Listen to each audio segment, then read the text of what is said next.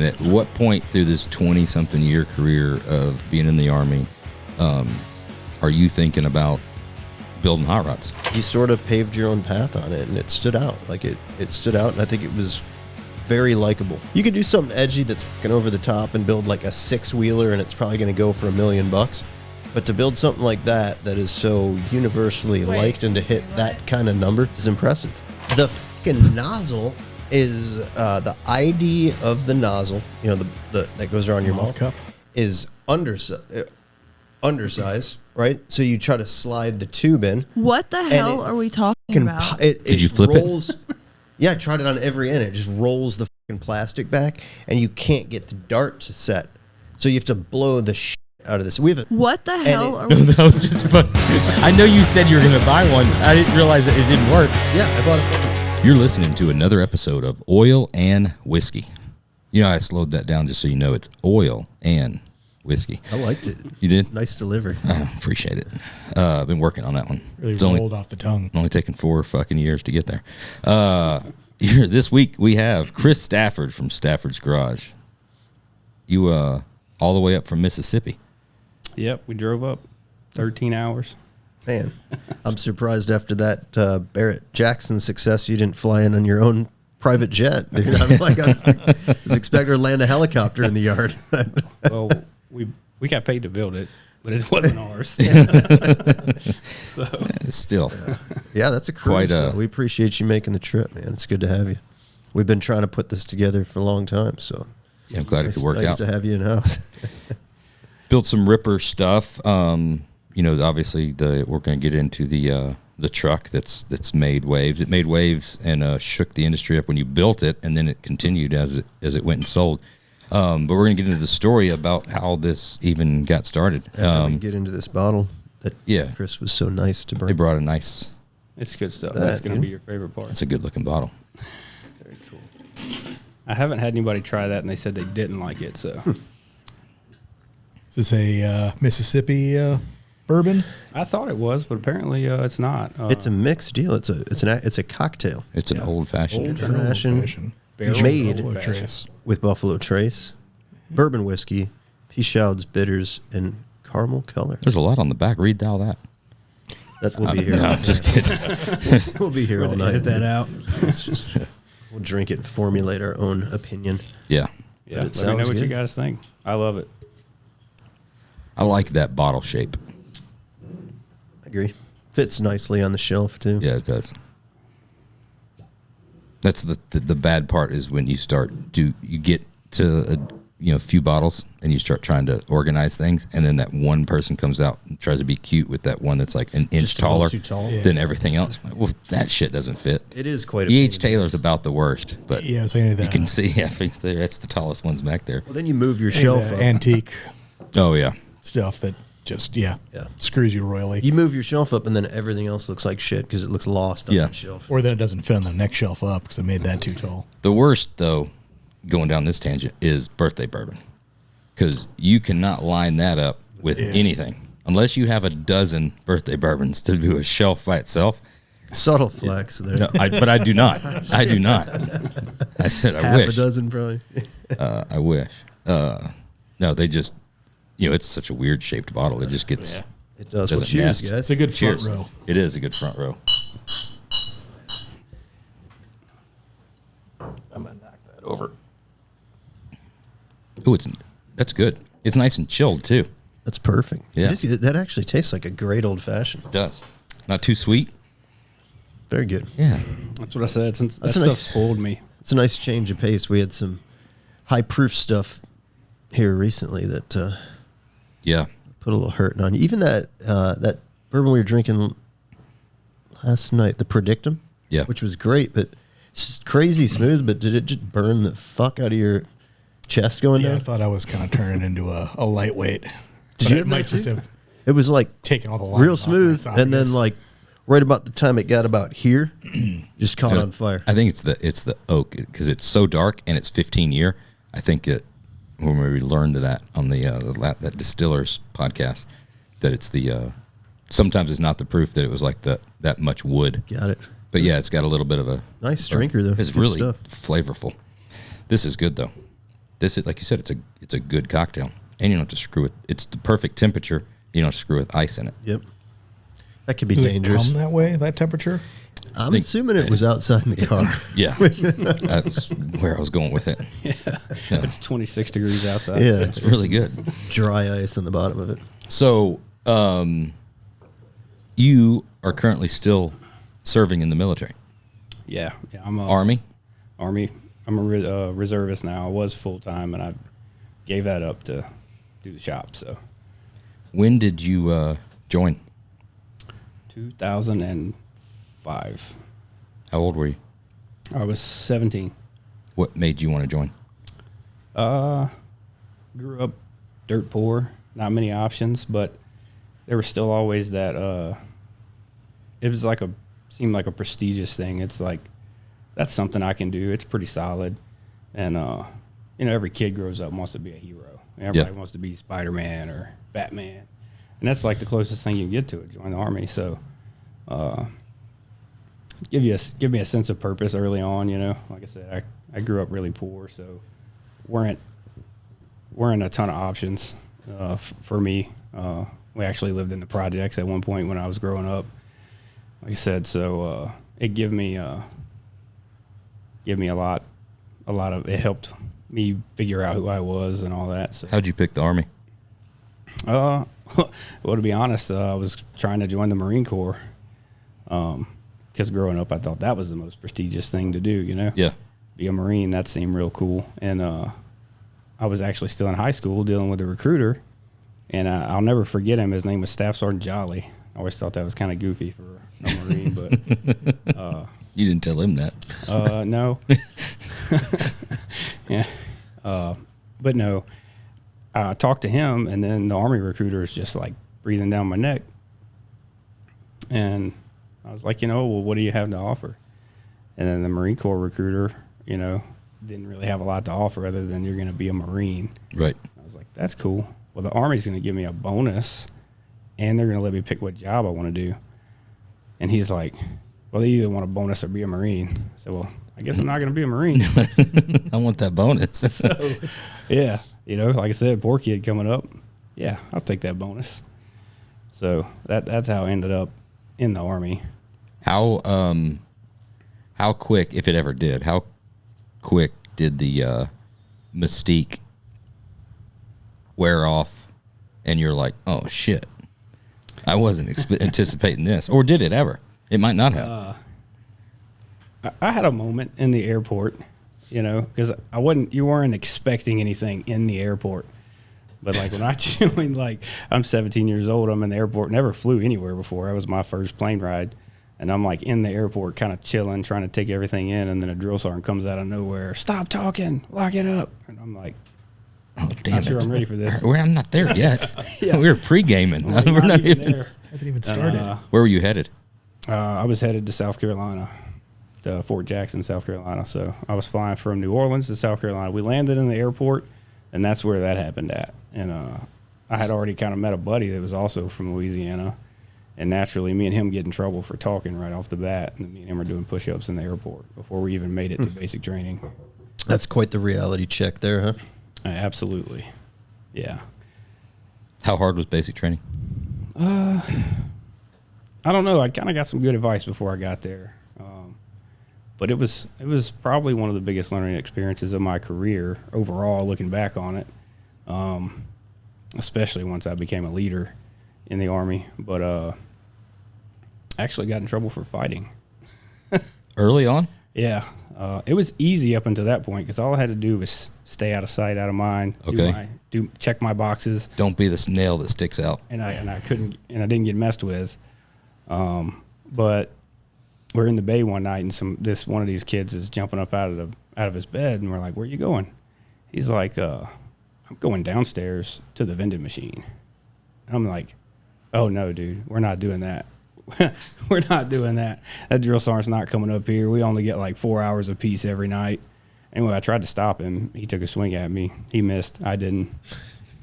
So I was on extra duty and shit detail for like 3 weeks. They were going to kick me out of the Army. And, yeah, It came down to basic rifle marksmanship. Okay. And when you get to basic training, if you've always grown up in a small town or in the country, you realize really quick that like your little piece of culture is just a very small piece of the world, you know. And there were people that had joined the Army and never held a rifle before. So I'm slated to get kicked out of the Army. And our first sergeant that was there was like super pissed because nobody could qualify. Because during that time, it's the GWAT rush, we call it. Oh, yeah. So, like, everybody's joining the Army or whatever. You know what GWAT is? No. It's a global war on terror. Yeah. Okay. GWOT. So you had people from everywhere, like guys and girls that never held a weapon ever, much less fire one. So he found out that me and another guy were from Louisiana. And, you know, it makes the Army's all about numbers, all about matrix, production, like a corporate type deal. I mean, at the leadership level, you know, they want to know how many people did you qualify today and this and that and the other. So our first sergeant's getting pissed because nobody's qualifying. Well, I'm over there on ammo detail, like my thumbs raw from packing Loading magazines. bags. And at this point, we've been on extra duty so long. The first sergeant's like, "Where are you guys from?" You know, he starts talking to us casually, which is weird for us because we'd only been getting yelled at. So we just tell him, like, "Hey, I'm from Louisiana." And then my buddy tells me, "Hey, I'm from Louisiana too." "Well, you guys could probably shoot, huh?" "You're damn right we can shoot." So he's like, "Are y'all on chapter status? Like, y'all are getting chaptered?" I'm like, "Yeah, I hit a kid in the face." I killed a man. And then he's like, "Okay, I tell you what. If you guys can group, zero, and qualify in one try, you can stay in the Army." I'm like, "I can do that. I know how to shoot." Was this 100 yards? So it goes 50 all the way out to 300. So you got a couple of targets at 50, 75, 150, 200, all the way out to 300 yards. What are you shooting? And you're shooting an M4. So which would be the civilian equivalent to AR-15. So Was it ACOG or irons? iron sights in basic training. You don't get anything fancy until you get to your unit. So yeah, they make sure you can actually shoot first. So, but yeah, we did it. Group 0 qualified, and then we were in the Army. Just like that? And yeah, like the rest of that guy's name was actually Private Love, the guy I hit, and he was that guy that was always getting you in trouble. So he was in another platoon. So his drill sergeants would threaten him with me. Like, "Hey, we need to get Stafford over here to straighten you out." Whoop your ass. That's a tough one to live down. So, yeah, but I never lived it down You all would- the way through the end. You'd think in the Army they'd, appreciate that, learn how to harness it, right? I mean, you want tough fucking dudes, right? The Marines would have been happy. They'd have been like, hell yeah. So that's another funny part of it. I went in to get, like, read my Article 15, and the first sergeant's like, "You got anything to say for yourself?" And I'm just like, If he I'm dies, just like, he I'm dies. so pissed because I'm like getting kicked out of the Army for fighting, right? So I was like, "Permission to speak freely?" He's like, "Say what you want. Doesn't matter. You're getting kicked out." I was like, Damn it. "Okay. Well, personally, I think it's bullshit. I'm getting kicked out of the world's most violent organization for fighting." And then, like, everything that was in front of him on his desk, like, he just, like, throws everything. He gets pissed. Coffee cup hit me in the leg. I was like, he's like, "Get out of my sight. I don't want to look at you." So then I go in there and get read my Article 15. But he'd Tough probably be start. surprised. Tough start, man. He'd probably be surprised to know I did 20 years. I'm on my 21st year now. So it worked out. It's quite a run. Did you deploy at all? Yep. Where you been? What have you done? So right when I come home from basic training, that was after Katrina hit. So then we're in New Orleans doing Whew, that cop was stuff. not a fun time. Yeah, I was down there for like a year. Really? So where I seen my first dead body, and where it made me grow up pretty fast. So it's where you start to realize like how quick life is over, you know, because we're doing a lot more than just like humanitarian work in New Orleans. I mean, we were like substituting NOPD that had evacuated and didn't come back. They didn't have anyone to police the city. Damn. So we're like chasing murderers and drug dealers and 17 and 18, 19 years old. I mean, those are always opportunities for people to sort of disobey the law, right? I mean, you end up with riots and looting and everybody capitalizing on sort of the downfall of civilization there. Did they do that? I believe so, if I remember correctly. This is a long time ago.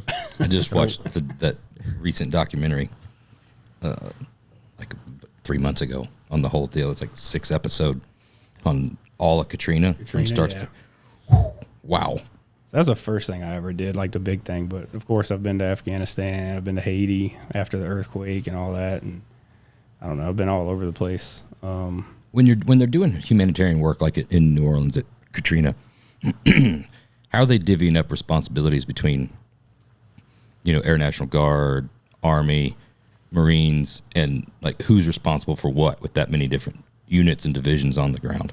So it really just boils down to that unit's like what is their specialty. Like you have engineering units, but you have vertical and horizontal, and by that I mean like some people stand up buildings and some people do dirt work. You'll have a unit that just does heavy equipment operation, and you have a unit that builds buildings, and then of course you have infantry, and then you have all the different variations of jobs there are in the military. But a lot of times a unit will be dedicated to like engineering or infantry or military police As support. or support role. Yeah. Right. So they'll do that particular part of the mission. And it's overall, that's how you end up with like a task force where you got National Guard, State Police, active duty, Army, Marine Corps unit, and then a Navy unit or an Air National Guard unit. So they'll bring all of them together and everybody will have their little piece of the pie, So that's how they divvy all that up. Does everybody get along in those situations? It just depends on what branches it is. We're all jealous of the Air Force because they got the best shit. They get the best. We're like, we're sleeping in a tent. They're like, a tent? What's that even look like? Some fucking Tom Cruise looking motherfuckers coming by. We're all like, sleeping in the worst conditions, and we don't have anywhere to wash our clothes, and these guys are like, Dude, where'd you get a martini? Oh yeah, they're passing them out at the Air Force at the base. So, we all get martinis. Army and Marines, we actually, contrary to popular belief, in Afghanistan, I was on a base, and it was a Marine Corps base, but we're Army and Marines, and we actually all got along pretty good because when you're there in the suck together, yeah, it's there's no time for fighting amongst each other. Yeah, bull crap. So, yeah.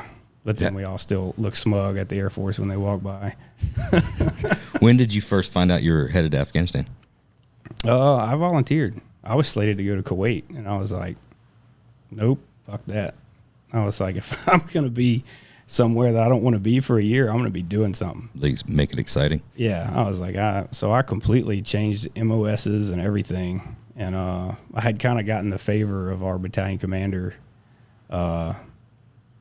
and he was like, what do you want to do? I was like, not go to Kuwait. I'm like, and sit on my thumbs for a year and be bored as shit. I mean, that'd be like the longest year of your life. Yeah. So he's like, well, there's a multi-role bridge company going to Afghanistan. You want to go? I was like, yeah, I'll do that instead. So. What year is this? I mean, is this pre or post 9/11? This is 2011 when I volunteered because you get noticed. My date's way mixed up. Yeah, you get noticed. 2001 was crazy. I can't. That's a long time ago. You get noticed like a year out, and then we were actually in Afghanistan in 2012. Came home in 2013. What was your specialty in Afghanistan?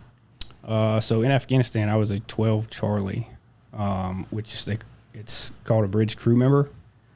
But essentially, you are a combat engineer that specializes in bridging. So temporary or rebuilding? All of it. Okay. So literally like demo. So you have to know that combat engineer is just a demolition specialist. So you learn all of that, and then you do additional training and learn all the different types of bridges and how to classify a bridge and how to determine whether or not a place is suitable to put a bridge in place, and how to fix bridging and how to launch a bridge across a gap and all that kind of stuff. So that's actually what I did over there. And then when I got there, I ended up being put in charge of engineer recon team, which we would go out, look, Haji had like stole pieces off the bridge to build some shit, and then at that point the bridge is compromised. So we have to go fix it because we need the bridge to move around. So me and I had like 3 dudes, and we would like fly to all these different bridges in Afghanistan. We're the only unit maintaining every bridge in Afghanistan. So me and my guy would just hop on a helicopter and go there, and we'd ride out with like some Marines or SF dudes that pull security for us, and we would just we would do all the engineer stuff. So we'd like see what the water speed is under the bridge and check the abutments and make sure the dirt's not eroding from under the bridge, check it out, and then we'd go back, put a plan together, and then one of our other platoons would go out and actually do the repairs. So that's what. So at that point in time, you were doing more building and shoring up than you were doing demo work, right? Because you're trying to open up the modes of transportation versus early on it would have been shut them all down. Right. Yeah, circle them all in. Yep. Okay. So we would fix the bridges, they'd tear them up, we go back out and fix them again. And then during a month of that time, I actually got pulled by the unit that come in and was over us. And I was also really good at communications, like electronics and stuff. So their person that was over that had just done 3 years on the drill sergeant trail and was like rusty. Technology is a use it or lose it type thing. So they had me train them up, and then they sent me out with an ETT team where I actually got to be part of a named Operation Southern Swarm. So it was pretty cool. It was an offensive operation. Well, it sounded cool, and then we're there, it wasn't cool. And now afterwards, it's like cool to say I was a part of it. But, sounds cool. Good name. Not cool because it got real fast. Yeah. It was. It got not fun really quick. Small arm shit or yeah. But we were like moving through a village, and they've crammed explosives in a gas can and shoved it in a culvert to try to get us when we were rolling by and stuff. And we actually went there and took the A&A guys with us, the Afghan National Army, because we were trying to train them up to police their own area so we could get out. Mm-hmm. That was kind of the mission. And so we're taking them there, and these guys, they don't know anything about tactical. They're just like, they think they're cool as shit because they got a uniform and a gun. And we're just trying, really, the goal was to train them, but we're really just trying to not let them get us killed. So, because they like weed grows in the street there, and it's like cigarettes to them. So they're like high, carrying their weapon. Their uniform's not all together, so they're like trying to get their rifle up, and they're like catching it on their uniform and shit. Like they're just not disciplined at all. So. They're running all AKs, right? Yeah. And you all had to do weapons training on the AK platform for them? We would just teach them fundamentals. All right. Like point it that direction. Yeah, just direction. Safe on and off. Breathe, relax, aim, slack, squeeze. Okay. That's it. Like fundamental. That's it. Like, but anyway, yeah. So I got to be a part of that for like a month. So, which was a break from engineering stuff. So I got to do a little bit of both. Some of the combat stuff, the engineering stuff. And then I came back and actually switched to communications, and that's what I do now. So I'm like over the entire state and region of Louisiana. All the aviation stuff. So all of our communication systems, like our radios and all that stuff, I just make sure all the units are trained on all that, and we'll make sure their people that are supposed to train them are doing that. So I'm like a desk jockey now until I get out. So. When you hear the stories of all the folklore of the bringbacks, and all the different types of things that come, I assume there's not a lot of bringback on like C4 and stuff like that.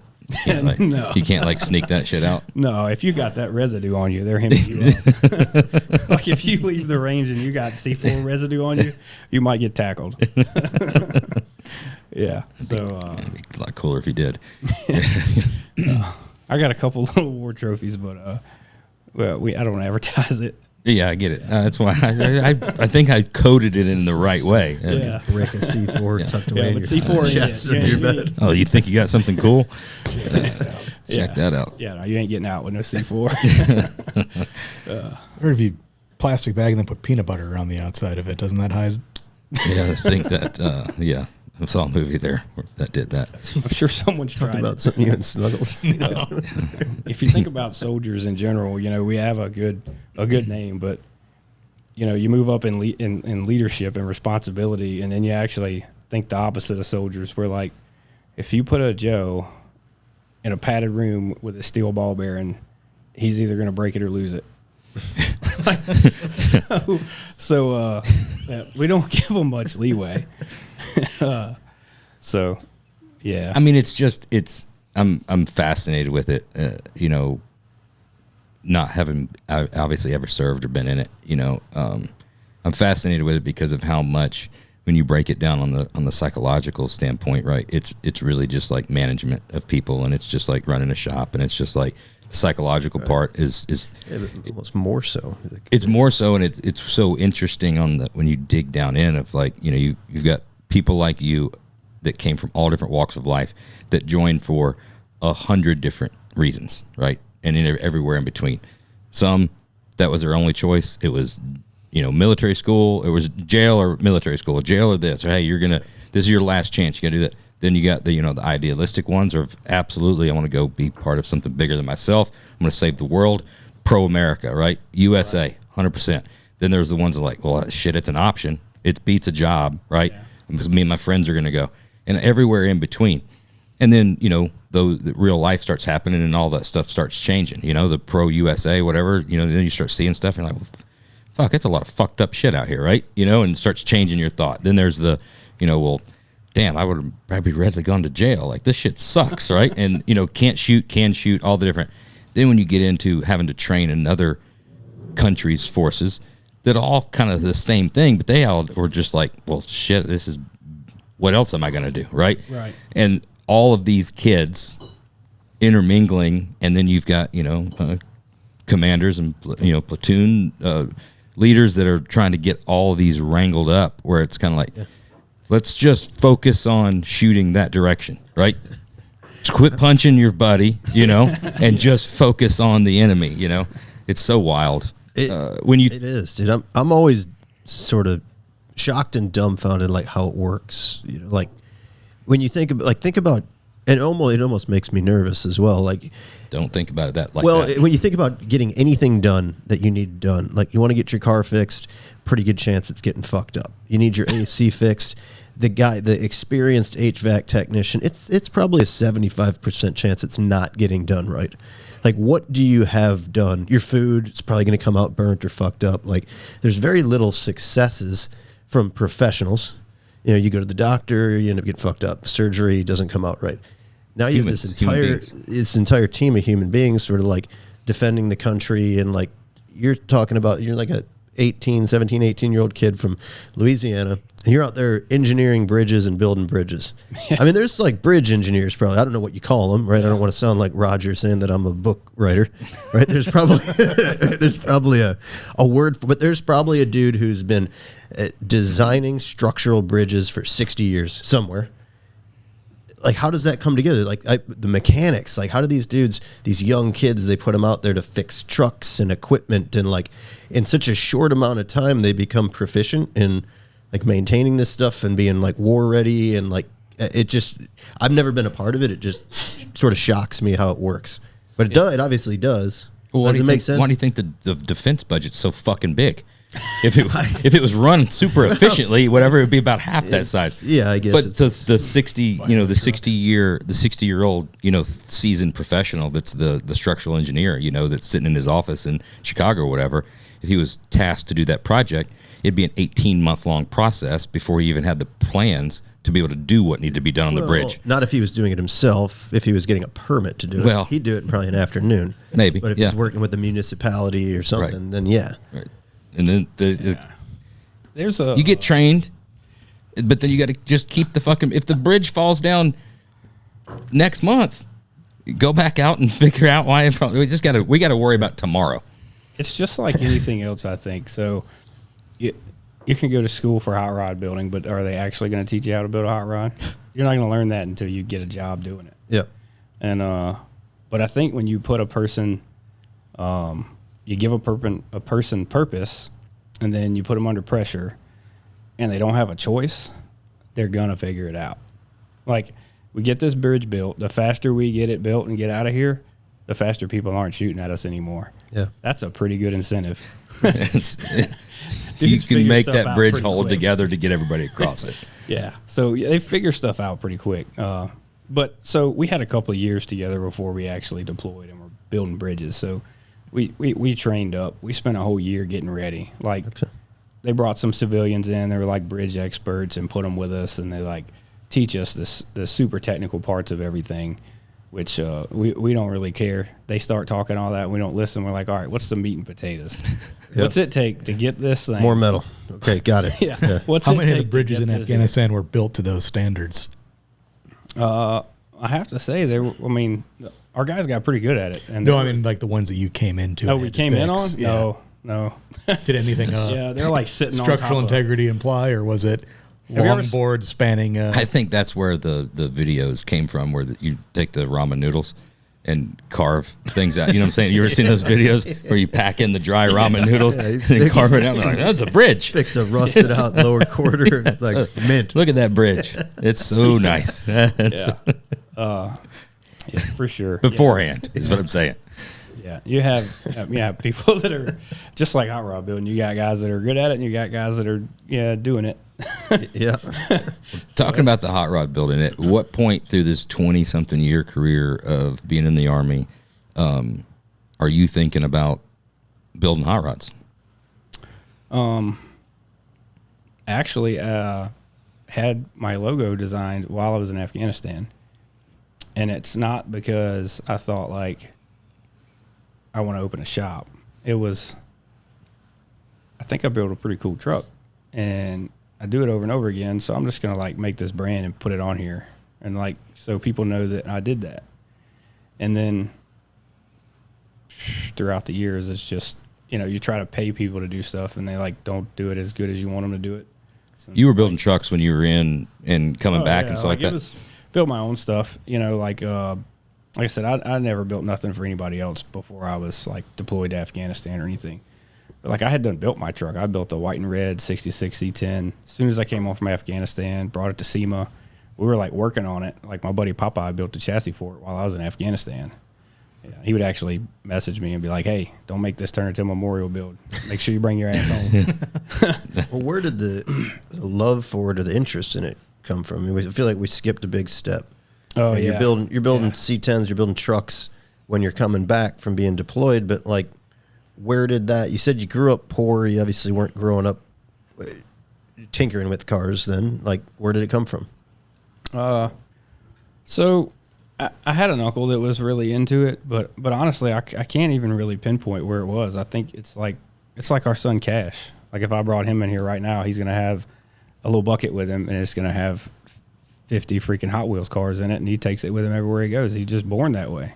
I didn't even press it on him. Yep. But he'll get in the bed at night, line his cars up next to him, tell them all good night. It's not even a joke. It's serious. Yeah, I got one of those myself, so I know how it goes. Maybe I've just been like that. And maybe part of it is because that was the toys I had when I was growing up. I had $1 Hot Wheels. Yep. Because we were poor. That's toys my parents could afford. And then I had an uncle growing up. He was kind of into it. I actually made my 66 C10 like a memorial for him. They called it the Sherman Special. I had that had my buddy pinstripe that on the glove box of it. And so I had a little bit of outside influence on it. And then I would see them around town and stuff, like, a lowrider car would pass by, because I was into lowrider cars early on, and I still think lowriders are cool. Mm-hmm. With you. Especially a well-built one, So, and then mini trucks, like, I would see them in town. I didn't know who they belonged to. And then grow up, and I'd get to meet those guys and kind of get involved a little bit, and then built a couple trucks for myself. But I don't know, maybe the allure came from just not having money. Like there was a point when I grew up, we didn't even have a car. Like my mom would send me to the grocery store, and I would just walk back with the bags. Like we didn't have a car. So maybe it come from that. I'm really not sure. I can't, or maybe it was just all of it put together. Yeah, I mean, some people there was an experience, a sound, something you saw, something like that aha moment, the thing that hooked you. But some people, it's Just it's always been into cars. It's Matchbox cars. It's Micro Machines. Hot it's Wheels. something. Not Matchbox. Hot Wheels. Matchbox sucked. If I had to pick any Matchbox car, is the shittiest little car. if I had to pick any car, any toy growing up, it was a car, you know.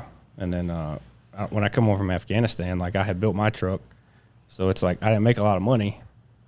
And then a buddy was like, "Hey, you should do this for other people." So, and then I was struggling a little bit when I first come home from Afghanistan. We had a rough deployment, you know. We lost a few guys. We lost a guy after we got home. You know, he succumbed to PTSD. And I probably struggled with that a little bit at first, and it was like a therapy to me. Like I would go out, even though my truck was done, and I would do stuff to it, and it's like that. Keep your mind busy and working on something. That'd be when I had a good day, and I'm like, well, if I could do this every day, Have a lot of good days. Probably keep my mind pretty good, you know. Oh, you know, absolutely. productivity drives happiness. Absolutely. And then I start listening to podcasts like Andy Frisella. I listen to him. And some of the other ones, and they talk about how productivity. I just did this deep dive into mental health because I just didn't want to be this another statistic because I've lost like 4 buddies to suicide. Yeah. That I deployed with. So I did a deep dive, read the Times article on mental health, and reading books about it, and it just all leads back to productivity and being productive. And yeah, you can go through a lot of trauma, but if you can find a way to still be productive, you can kind of get back to normal, you know. That was part of it too. Interesting comment. You know, Trump says a lot of crazy shit, but You know what? Name one. but you know, one of his Name one thing. One of his words of wisdom that he dropped in some interview was somebody was talking about depression, and he said depression doesn't exist if you just work harder. If you're so damn busy, Yeah. and there's truth to that. Mental boredom.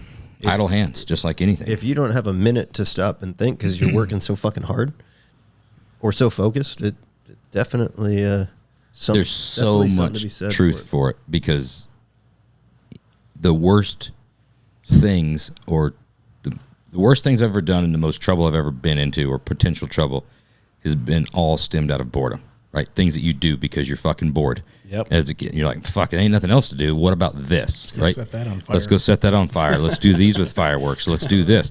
Well, the mind is no different, right? The worst things that your mind starts going to is when it's just fucking bored. Right. If you can keep that thing busy, thinking on stuff, building stuff, being productive, trying to solve a problem, whatever it is, just keeping it working, it doesn't have time to go into those dark spaces and start thinking about other shit and get in trouble.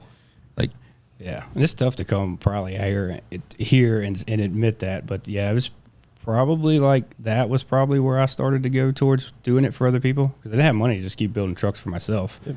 So it's especially to the level I wanted to do it. So I came home and a buddy of mine who wanted me to do a truck for him, Cody Barber, and we did the Silver Fox truck. I don't know if y'all saw that. It's a square body GMC. We brought it to SEMA. It was on Street Trucks and C10's Builder's Guide and all this stuff.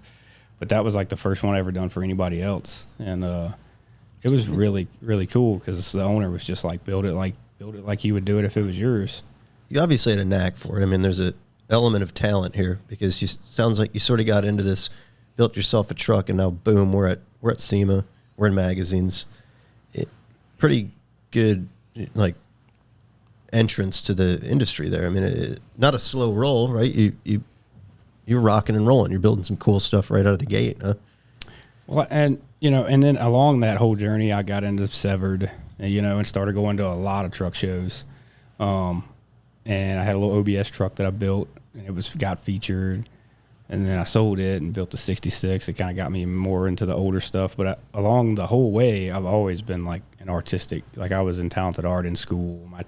I would get in trouble because I was always been the type too that once you've made your point, I really don't want to hear it again. And the teacher, I was never. And you're still here, huh? I heard a little something from there that's oh yeah. Yeah. Oh no. I'm talking about like in school. I would get in trouble for drawing, but it's because like the teacher she would go over something. I've got it. I don't want to. I got it. Yeah. All right. Now I'm in my notebook drawing a truck. Yeah. And then they would always try to play Stump the Chump, and they'd be like, "Hey, Chris, what's that? What's this and that? What was I saying, or what was this?" And I would just tell them, and then they wouldn't know what to say, so they get frustrated with me. Just go to the principal's office. And I drew the C10 on 20s. Yeah, did you see what I drew? So my teachers recommended I go to Talented Art to get that out of me, so I could focus in class, which it didn't. It just made it worse. So there's always been the art part behind it too. Was there any structure from the Army that helped you start the business and stay regimented and grow that? I think the Army made me realize how capable I was. Like, just exactly what I could accomplish. Because, you can ask my wife. I've gotten phone calls and they're like, "Hey, we're standing up a task force." Like during COVID, they're like, "We're doing a task force COVID, and the general asked for you by name because you can handle all these tasks and do all this stuff." So I got good at that in the Army, like being able to manage a project per se, and then also manage some people and structure a team. Because when you think, well, I got 100 people under me, it seems overwhelming when you say it like that. But when you say, well, I got 4 people under me and they got 20 people under them, and then each one of them's got 15 under them, and then you realize you only really got to deal with 4 people. I learned that in the Army. So I learned how to break that down there, and then to learn how to build a team in the Army. And like, if you come in our shop, like all of our guys get along great. And I think it's because I encourage them to, be friends with each other, hang out outside of work. Y'all go get a beer together. It's we do that in the Army, and it builds camaraderie. So if you build it with your team, if you do that with your team, it's going to apply to anything. Yep. And if you got a team and they mesh, I mean, it really doesn't matter what the task is. They're going to get it done because they enjoy working together. And I think I learned that in the Army. Because yeah, I definitely could not have employees that had never been in the Army, because it's definitely there's definitely a curve to learn to deal with people working for you. You make them do push-ups, or is there run laps? No, so I tell my wife all the time too. I'm like, I can't handle them like I can handle soldiers, because soldiers can't quit. Like, I can smoke the shit out of a Joe, but he's still got to be there at 7 o'clock in the morning. Yeah. Oh, you don't like it? Man, tough. Yeah. This dude's got fucking 200 other shops he could reach out to in the morning. These kids can go work anywhere. So that's a learning curve. That's going to be a tough dial to learning how to back. discipline different, like not just come in there guns a-blazing like, hey, you're fucked up like a soup sandwich or something, because they got a lot, these kids, younger kids, they got a lot more feelings too. And, people that brought me up were kind of rough. So getting chewed out doesn't hurt my feelings, to where it lasts for 4 days. I can get chewed out right now, an hour from now, I'm back to work. No big deal. So, or you remember it too. Like, at least for me, like you took something out of it rather than turning it into a negative. Like, you'll always remember to not fucking do that again. Yeah. Well, that's because it hurt. Me. Yeah. It's got to hurt. I don't respond to the, everything's going to be okay. It's like, hey, quit being a bitch. If you didn't get That's what gets electrocuted to when you shoved a fork in a damn socket, I'd shove a fork in a socket all the damn time. Yeah. That's fucking cool. Look at that. But you got to have consequences. It's got to fucking hurt for you to realize not to do it anymore. Absolutely.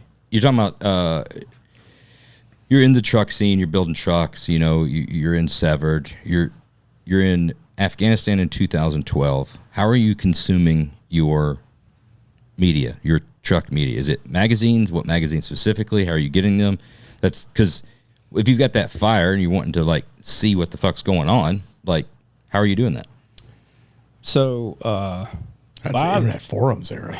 By the time it come along, like by the time I made it to Afghanistan, they had stood up like internet structure for the little forward operating base we would live on, So I did have internet. It'd be like Facebook, and then, but I don't think our culture was so saturated in social media. We were not in 2012. We were still Street Scene Mag and 67 to 72trucks.com. That was a big one for me. The forum and that's where I learned about Dino and Delmo. I kind of, follow all their builds in there. Hence the 60 to 66. I mean, I really like those trucks. And it probably come from like, the first truck Delmo built. Yep. And you see that stuff in the forums where you had to like go make what was the damn photo bucket, and you had to like copy the link. That killed all the forums. To put the links in the forum so you could see a picture with what you got going on. Mm-hmm. I think they finally deleted my account. Did they? Didn't get notices for 14 years. Yeah. That's still they'll make a documentary about that one day, because that literally the worst decision that single-handedly changed the automotive industry. It killed it all. Yeah. It killed it all. And I mean, it propelled everything to social media, Instagram mainly, overnight by photo bucket, deciding to be like, I guess we're going to charge you guys a lot right now. Maybe Instagram bought it. We could have behind the scenes. Could have absolutely been a purpose. thing. It's it killed the forums. But yeah, it was that, and then the guys would still mail me magazines. Like all my buddies back home, they're like, "What do you need? We'll mail it to you." So we would get packages in the mail, and I'd have Trucking Magazine and Street Trucks Magazine and Hot Rod Magazine, and anything I wanted, somebody would mail it to me. So we could still get stuff we wanted or needed, and that's if I had downtime, that's what I was doing. I was on a truck forum or in a porta potty at 140 degrees in Afghanistan reading a magazine. That's a fucking shit sauna. I come out and they'd be like, "How can you sit in that porta potty so long?" I'm like, "Well, I was reading a magazine." Forgot about it. Keeping that mind busy, right? Yeah, you keep your mind busy, and you can put up with a lot of shit. Literally. I see what you did there. Did you? Yeah. So, at what point did your mind start thinking about doing this for a living? You said your buddy said you should do this and charge people for it. Is that straight into, I'm going to do this on the side, or hey, I need to have a shop? What's the propelling thing of like, I got to have employees, I got to have a brick and mortar, like I need to do this? So at first I was like, I could just do this on the side, and there's nobody around where I'm at that really has a shop doing this, And then I watch TV and I'm like, well, Dave Kendig isn't the one doing all the work, or, Chip Foose designs cars, but he ain't always the one doing the body work and doing this and doing that. So I'm like, I don't really need a shop. I just need some people to help me bring my ideas to life. And like with Silver Fox, the first truck that I built for someone else and took to SEMA, it was more of a like project management. Like it was my idea. My buddy Popeye did all of the sheet metal work, all the chassis work, and then another friend of mine, Mo, did all the body work. And Popeye and Mo. That's that's a fucking team, dude. Yeah. So they would do that part of it, and I was just kind of in there as the designer. Like, all right, they'd be like, "Hey, Chris, what do you want this to look like?" And I'd be like, "Well, this is kind of what I'm thinking," or I'd have an idea. But along the line, I did pick up the skills. Like I can do body work, I can paint, I can weld, I can do just about every. I can even do some upholstery work. I learned that in the car. I worked in a car audio shop in high school. If it didn't have to be sewed, I could do that too. So in the beginning, I just did whatever it took to get the project done. And it was like fulfilling for me because they wanted someone local to me wanted this done, but there was no one local providing this service. Like there was no one here to do it. They'd have to ship it to this state or that state to get it done. So I kind of picked up on that, and I was like, well, I'll just keep doing it on the side and see where it goes. And I finished one truck, and I'd have like 3 people hitting me up like, hey, what would it take to get this car or that car built? I have this old car that, whatever. So then I just started getting phone calls, and I continued to do it on the side for a long time. And then along the way, I had people tell me like, that's stupid. You need to just keep your job, do that on the side, whatever.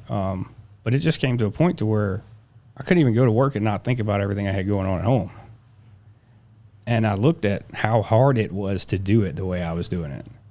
I'm like, I don't have a shop. At one point, I worked on a guy's car for half of my rate so I could use the other bay in his shop to build someone else's car. So, because I didn't have space. That probably didn't math out too well, did it? No, it didn't do good. But I got the stuff done, and it was like another tick mark somebody saw that car and wanted something else. So it led up to, I finally tackled my first, like, all right, I'm going to do everything except the bodywork and paint. And that was the Burley Woods C10, which was pretty wild. Can you pull that up, Josh? You got these on your Instagram? Yeah. I need some visuals here. Yeah, so you had to go back a little ways. But it was a green 63 C10 that we built for Joe Slade. He's a really good friend of mine. He's like family now. That truck was like the first truck we did probably 90% of the work on in my garage. And at that time, I had an apartment that had a single-car garage in it. And I would roll it in and out into the driveway. Yeah, it's doing this buffering thing. I'm scrolling away. It's just not scrolling as fast as I'm scrolling. That's probably not a good picture. About to catch another fight. The apple bottom make him wanna bite. That's cruising the coast in Orange Beach right there, isn't it? It's yeah. It's your hood. That's the hood. That's at the wharf. It's at the wharf. Is that home of the mullet toss? No, it's down there at Floribama. Not far away. It's about 10 miles down the road. Yeah, that was 2019. Yeah, it is a good looking truck. That color with the white roof just really. Yeah. So we did a logo on the door. It says Burley Woods Garage, and that was his father-in-law gave them that truck, gave him and his wife that truck, and so we named it Burley Woods, the truck.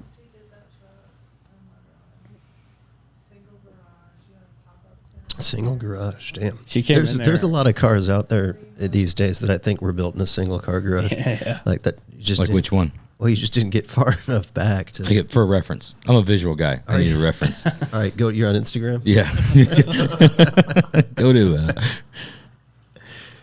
Oh, that's cool. So yeah, we didn't just build that truck in my driveway. We drove that to SEMA from Louisiana. Like, Hell yeah. We threw our bags in the back and drove it to Vegas. That's cool. Yeah, that's a pretty good picture of it there. But How was that trip? Uneventful. yeah, so we stopped in Dallas. Sam Miller did a little work on the tune because it was running a little rich. Was that a painter's tape front end deal for the ride out there? No, it's actually PPF'd. Or did you PPF? Okay. Yep, so But PPF the whole front of it. for the ride out, everybody, you got to do it. Like, oh, I'm fixing to take this to SEMA. So, like, what's the way to do? Show up with some rock chips. Yeah. Well, we built it as a driver. Like the gaps on the truck are not perfect. It's painted a color that's easy to fix. And that's kind of my thing with all of them. Like even Odie's truck is that's a color like that we found in a color book, and I did it that way so that if it gets a rock chip, if it gets Not anything, a custom blend or a 3-stage or a candy or a. yeah, and the manufacturers these days, they have such cool colors on cars. I mean, you can just grab a color off a Hyundai or something. Yep. They got these crazy pearl base coats and stuff that look good. Till you pull it up and it's got 11 variants. Yeah. Oh, my shit. Damn it. Which one? I can't even fan it out that You didn't write the variant number on the back of that thing? Damn it. But yeah, so we built that one and drove it to Vegas, and it actually got parked inside right in front of our right alley. Well, hell yeah. So like right in the door, everybody that was going in there was walking right past the truck. And this is, you got it. This is shop. Shop's built and ready to go. No, still didn't have a shop. Still didn't have a shop. Still Okay. didn't have a shop. All right. Well, we're just trying to stage things along with. I like these types of conversations where you can kind of put vehicle builds and timelines with. I was zip tie and easy up tents together in the driveway to work on that truck. And you were still full blown enlisted, no reserve. Yeah, I would come home. I would take off my uniform from work. Take off just the top would be my green T-shirt, and I still have my boots on and everything. And I installed the back window in that truck, still in uniform from work. That's awesome. She took pictures of me working on that thing in uniform. As soon as I get home from work, because we'd already committed to be at SEMA, so It had to be there. Make Get it done. We gotta Yeah. make it. I think it's time. She's gonna have to just come on. Yeah, you're just gonna have to come on. Come Yeah. take a seat, man. So, we were talking about the green truck, the Burley truck. Yes, the Burley Woods truck. Yeah. She said that you missed out. You missed some very key topics about that truck. Yeah. So you have to go way back on my Instagram to find this stuff, but Our internet connection's not that good. Joe bought an engine from a supposed reputable guy, which I had already thought he was kind of shady, and told Joe, man, maybe we should just spend the extra $2,000 and get a crate motor from Summit. And oh man, this one's gonna be good. Look, scroll up just a little bit while we're talking shit about Joe. You see that onesie right there? He actually bought my baby that onesie. Yeah, Joe bought that for us, for our son, before he was born. Yeah, thanks, Joe. We love That's you. cool. Cash with a K. That's it. Cool. Cash money. His first name's actually Christian. Yep. I've got June and Cash at home. Oh, really? You got a kid named Cash? No, I got 2 French bulldogs named June and Cash. Oh, But okay. Well, that's your kids, though. That's fur baby. AKA Pretty Princess. pretty princess. Fur No, baby. my What is Cash? my son's name's Blaze, and Okay. my daughter's name's Maddox. What's Cash? Nice. What's his nickname? Just Cash. It's not Sweet Little Boy. No. Cash. Pretty fat Prince. ass. Fuck face. Okay. Dumbass. And then Pretty Princess. shithead. Yeah, and pretty princess. All those names. Mama's boy. Titty baby. I call him all those. Yeah, I call him Titty baby all the time. Yeah. Yeah. You know what Titty baby is? Yeah. Yeah. Bad stuff. And he's the one that he's just nipping at his mama's heels. Just. All right, I'm looking for a motor. Which motor am I trying to find? Yeah, you One gotta go. piece You is gotta Got go one way with a back. hole in it. So yeah, like we get. I'm like Joe's vouching for his motor, so he says it's good. So we painted it. Jesus Christ. Can we Man. go? Yeah, so we painted Josh, it why up. don't we- It's not even on. It's not even on. Nobody else can see that. Hey, sex sells, you know. Yeah, it does. There's a trans in a box. I know. I just They bought gotta a gotta new scroll trans. down deeper. I gotta keep going. Look at what's going on here. I thought this was a business page. This is like Can we dim the This lights? really better not be recording. wow. This is a safe place, right? Of course. I'm just telling you right now. No judgment here. How many?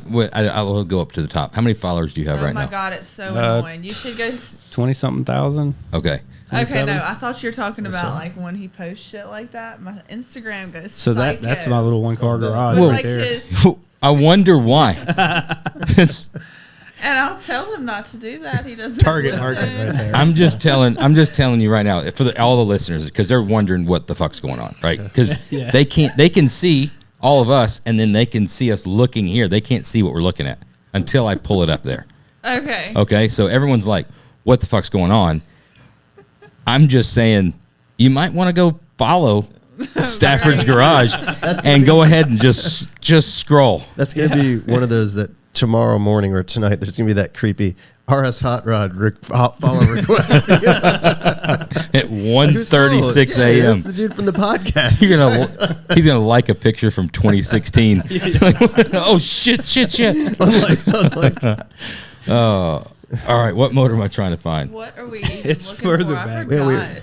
They're looking for like Well, the there's picture. SEMA, so it's got to be before that. They're looking for the picture of like all the spun bearings in the motor. There you go, right there, Yeah, up top top right. right. Right there. Yep. So that's what's the date on that? It doesn't have a date? December 3rd, 2019. Okay. So and then you scroll to the next day. The next day we were in the truck headed to Vegas. December 6th, What was 2019. what was the fix? Did you rebuild it or? We rebuilt the engine at night, like overnight, and then put it back in the truck and got in it and drove it to Vegas. Wow. Yep. Great shot there. It's a pretty bold move. Rebuild the motor at night, get in the car in the morning, and hit the road. Well, that's not. I didn't have a shop yet, so I didn't have anything to lose. I was like, if we're going, we're driving it. So Oh, you got Time. This is some- recapping after the trip from SEMA. yeah, that's You're all. posting this stuff after you've gotten back. that Yeah. thing's sitting in some little dirt track dude's shop. I see the race car in the back. Yeah, that's my buddy Cody's shop. Yeah, those fucking dudes are used to rebuilding motors like Yeah, in between heat yeah, races. in between races behind the trailer. Did I say Gerber on it? It says Barber. Barber. Barber's hardware. I was gonna say you could have just That's told the us guy who about built the the- spun bearing I built picture the instead of scrolling all the way back. But then as we got closer, I'm like, yeah, it was worth the trip. I'm not going to scroll all the way back up because I know we're probably going to have to come back. So Yeah. Whatever. But we're gonna preface this when we end this. I want to talk about how many followers there are, and I'm gonna urge everybody out there to go ahead, give it a follow, but more importantly, give it a scroll. Just give it a scroll. Little engine over there. Give it a scroll. Yeah, Starting go the for look in the motor. Yeah, or whatever, or other things. There's all kinds of pictures that are on there for everybody to. I'll I give think them the a picture hint. right there is kinda WCW. perfect. Is your stuff private or is it public? No, it's public. Okay. It's public. I'll show you off, babe. My Woman Crush Wednesday. So when was the first? When we still haven't gotten to when like I need a shop. Okay, so we moved houses. 'Cause she's like, I want a baby, and they can't live in your 2-bedroom apartment with your 1-car garage. So Based on all those pictures, I mean, working on making a baby. yeah, Oh my gosh. There's a shit ton of practicing on that. so anyway, we moved to another house, and it had a 2-car garage. So then I'm like, cool, this even makes sense now, Stafford's garage. So we worked out of my 2-car garage. Like I said, still on the side, not doing it full time yet. It was For a while. cash. Yeah. The Army messed up and gave you 3 months. So the Army messed up and gave me 3 months off paid. And I'm like, I got Get some shit customers done. that want shit done. And I told her, I So they're said, gonna pay him to work on hot rods to get paid. yeah, I was like, That's a hell of a deal, man. I get to do what I like to do. And at this time, it's just me. There's nobody. I have no help. I told you about that defense contract. And That's why our fucking taxes are the way they are. Some dumb shit like that. Right, as long as they keep us safe. Yeah, exactly. so Cash is born. And then It was like a light switch, y'all, I swear. yeah, I was like, he I'm- changed so much. Really? Yes. yeah, I was You like, got a responsibility now. You got to make shit happen. Yes. I was like, and then I started to think, well, I may actually be able to do this. And then, even though I'm older and I've already done a whole career, when I say older, I don't feel like I'm old, but I've already I had a whole career. I can at least get this going and sustain it long enough for maybe when he's older, he'll grab a hold of it and Yeah. We have a take it. 13-year-old daughter. Take it to that next him level. Being a parent wasn't something new, but he had a son now. Yeah. So that's when the light switch was. Yep. And, Gotcha. It's a game changer. I looked at her at some point during that 3 months off and was like, I don't know how I ever found time to even get up and go to work. Well, And on the then- weekends you would hang out with us. Like one day, he would ask me during like previous, all right, do y'all want to do something like Saturday or Sunday? Because he was off on Mondays. Mondays. And I would weekends. usually say we'll do something Saturday, so that way he could just work Sunday and Monday. Yep. Like back Instead of to having a back. break. Yeah. Yep. Yeah. Sorry about that. Then they gave me 3 months off paid, and I was like, I'm just gonna get it, and I did. I got it for 3 months. Like I would stay inside, help her with the baby till like 11 o'clock, But you and then just go in the couldn't grow garage. with 2 days out of the week, like, Yeah. and then he would still be working for the Army, like, but taking the government truck to like go drop a build off. You're out, right? You're done. You gotta edit that out. That's where we edit. These are inside thoughts. There may or may not have been a motor and transmission hauled in a Humvee or something. I That's don't what I'm talking about. I'm at, Did you ever do like the U-Haul swap with a government truck? know. Well, you don't want those engines because they're junk. as we're talking through all this, I'm having a hard time identifying the work-life balance. You know, It was was none. insane. There was none. There was none. That's why. My friends would be like, "How do you get it all done?" I'm like, "Well, this is my happy place, just staying busy." So He but- balanced it out. Well, we He would, would like, make go a to deal for car one shows day together. during the week. We would do something on Like- one day. that's the balance. That's more than most. Yeah, that's a pretty good balance. we Really. did that. So I mean, we did have to give for like a brief moment in the beginning, like to get everything going. Like there was a period whenever he didn't see the kids that much because yeah. he was, Yeah. doing what dads do. I mean, there's been times when I pass him taking our daughter to school, during a SEMA build, but it's just part of it. like I'm leaving the shop and she's bringing the kids to school, 7 o'clock in the morning. Been, No, like you been were there. coming home from Slidell, and I was, Yeah, that's right. Yeah. past you. It's amazing how Up all like night. you work through those. God, it's been a while since any of that's happened, but I still remember those. The thrash has been a while. The thrash and you needed to get home at, you should have left at 10 and 10 p.m., right? But you didn't, right? And you're running through.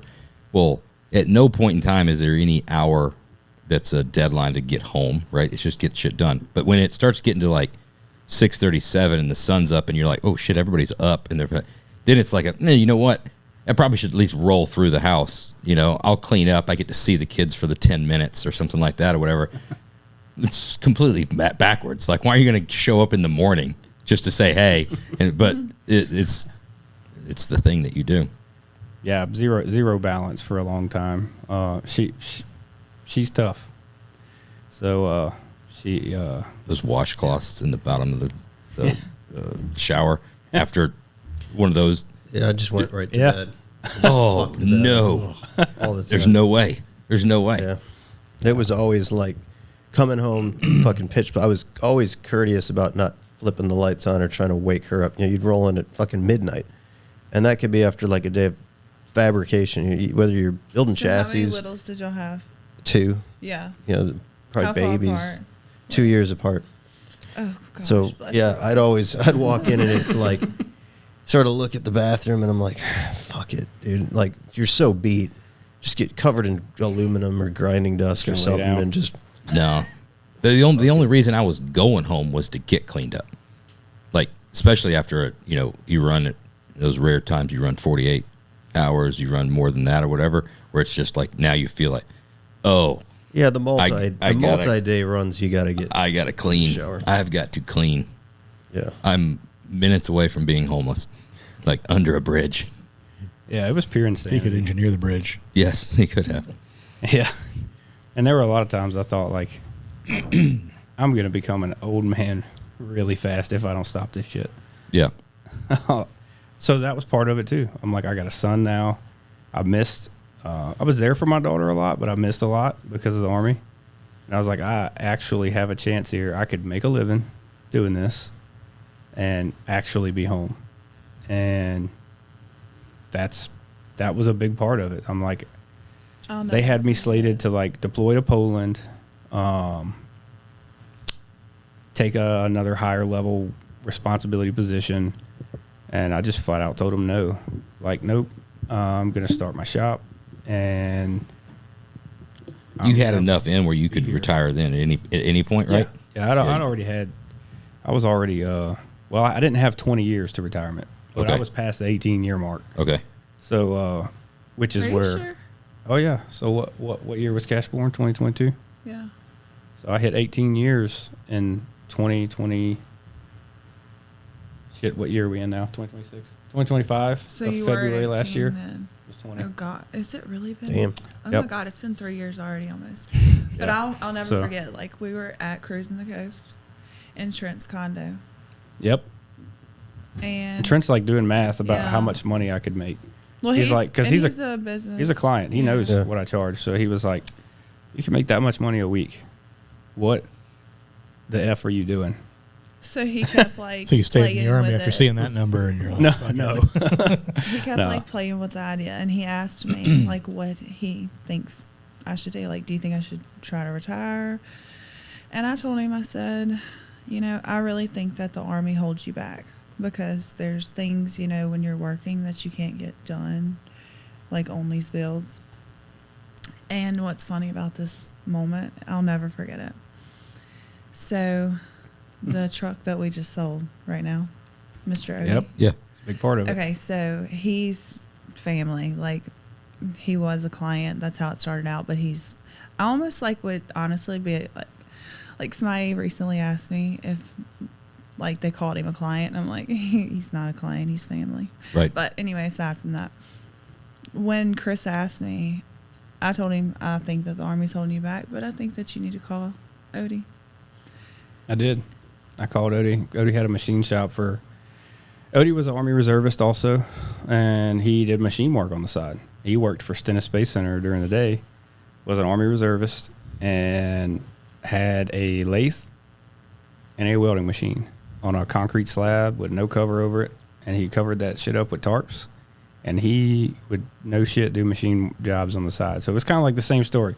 So he's been past all that and sold his business to his kids, and they're running it now. So I'm like, if anybody's got some solid advice for me, it'll be him. And then we had some other friends like Trent, like she was talking about. He's a business guy. Asked him, he's like, if it makes, Odie literally told you he's the like, same exact thing. if it makes dollars, it makes Verbatim. sense. And he's like, this is what you would make a week if you open your own shop. Which that's not Theoretically. true because things happen. Theoretically, but- employees don't come to work. Right. Like, you never know. Yeah. Like, But or something breaks in the shop. but what she was mean, getting at y'all is know. I called Odie and he said, man, honestly, the Army's holding you back. And that's literally what she had just told me right before that. And there's another piece to the puzzle. Is that truck was just like the a buddy of ours that I worked with in the Army, same job as I had, he had just retired. And I was like, hey, dude, you mind? I was like, you getting your retirement yet? And he's like, yeah. I was like, you mind if I see I want to see the breakdown, like what you're actually getting. Yep. And he showed it to me, and it was like $1,500 after taxes and all this crap. Careful. I don't want to go back to court. And I was like, nope, not doing it anymore. So I called my boss on Tuesday and was like, I quit. Because I've always been a reservist, but I was a DOD employee for him. So I put my uniform on every day and went to work. So I was always a reservist, but I worked for him full time. And like I said, he showed me that, and I was like, nah, I'm out. So I gave my boss a 2-day notice. I quit 2-day. And Who that was so deservable though. Like, but it was, gosh. and then there's something else that led up to it too. I actually built a car for my boss's father-in-law. The crappy part is that he also built cars. My yeah. boss So on like, the side, why isn't his father-in-law coming? and his in? father-in-law brought me the car instead of him.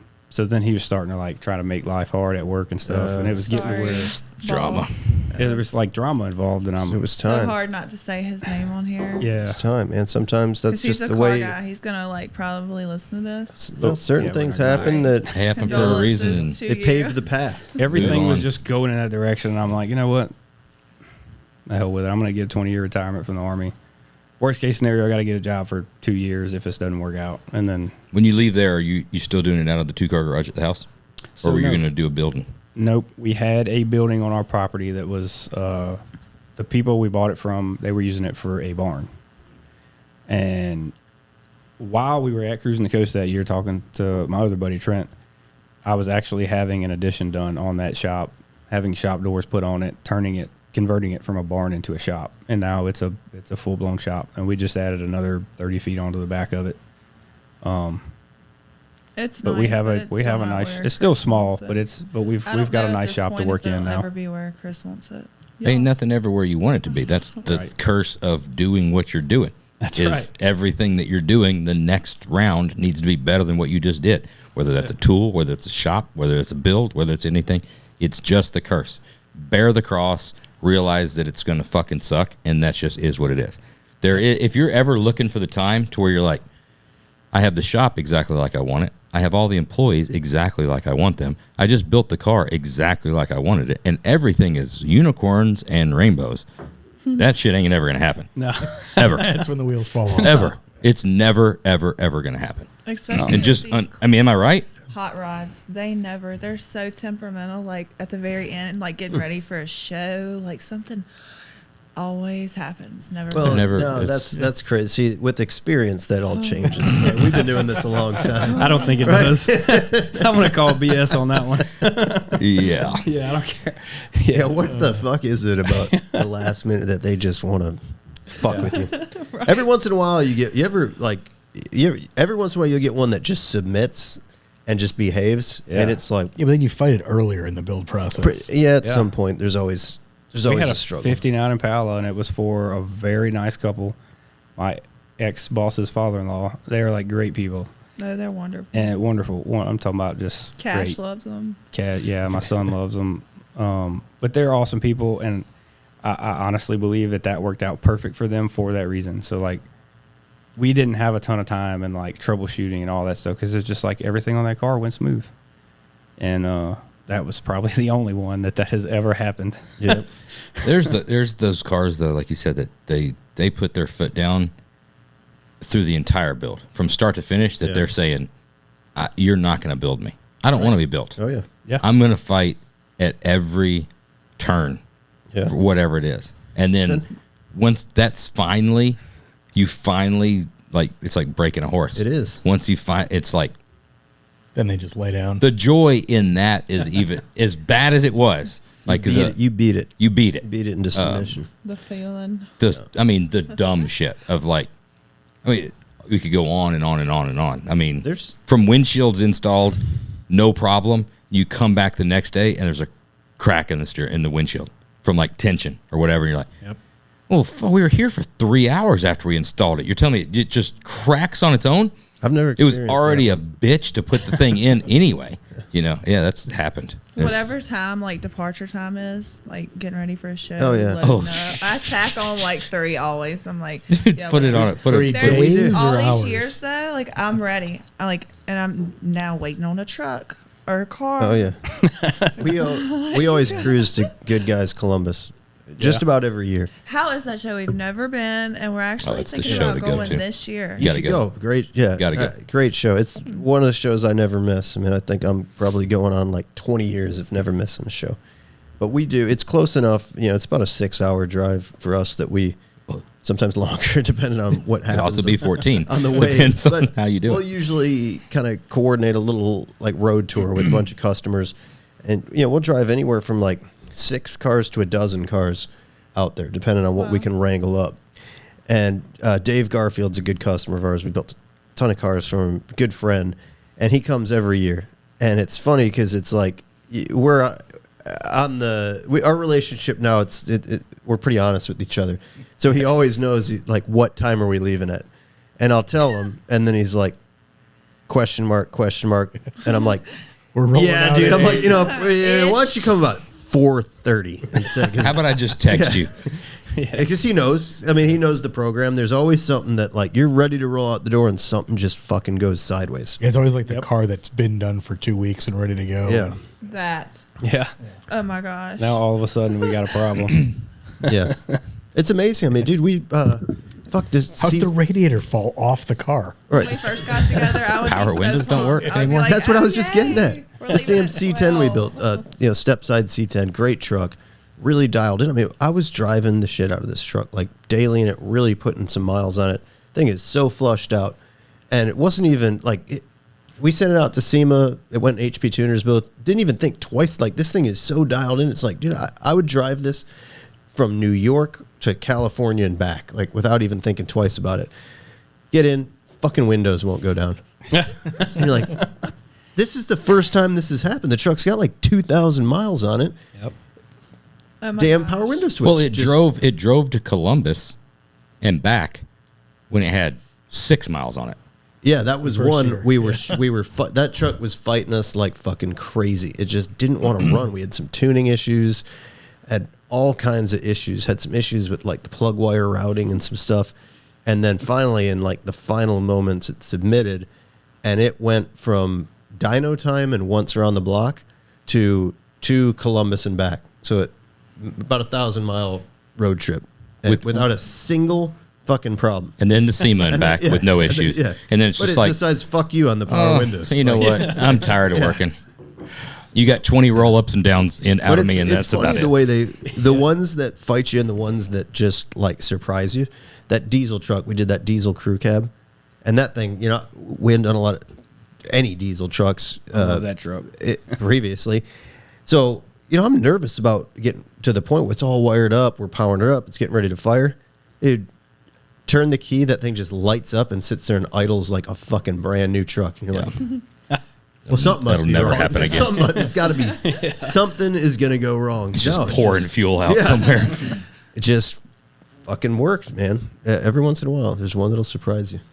So you start, you got the building, and that you got the Odie's truck build right then when you started the shop? So we had the chassis. Oh my God, no. Odie we started that when I was pregnant. Okay. Yeah. So we don't do paint body, not in house. I was working with a body shop and then had an issue with him, not with his work. He just went Looney Tunes all of a sudden, So ended up swapping to another body paint shop in the middle of all that. That's strange too, because you seldom see that with the paint and body guys. It is so hard to keep a painter, like a reliable, They're so reliable. good painter. But yeah, we farmed out Is the it paint. different in California when it's water based? I'm just gonna. I don't think it's different. I'm not going anywhere with it. I'm staying out of it. My plan is that when I'm ready to retire, no friends. Like, when the time comes, it's like, And you think that you need to keep going Oh my gosh, to ensure that. Oh, you Just think- like Chris. no, I think I'm Chris there hates now. I'm just being riding around out. I'm riding out my people. final years. That's like After that, the dude. shows. It's like maxing out your 401k, dude. You're just spinning your wheels. There's no reason in continuing to invest think- in that outcome. I've already done the burnout. The tires have blown. I'm just on the rims right now. It's in the trailer headed home. It's done. The race is over. Like there's Okay. So yeah. You're not gonna have any. None of us are though. yeah, It's all right. I'm the same. Rather be honest. my retirement Rather be goal. honest and lonely Solitude. than a liar He and sounds full just like surrounded Chris. by people. What's that? You sounded just like Chris a while ago. Yeah. Same fucking mentality. Like after, on life. just, So someone asked me one time, like, what's your goal? Like, what is your what's actual retirement? Was it going to look like?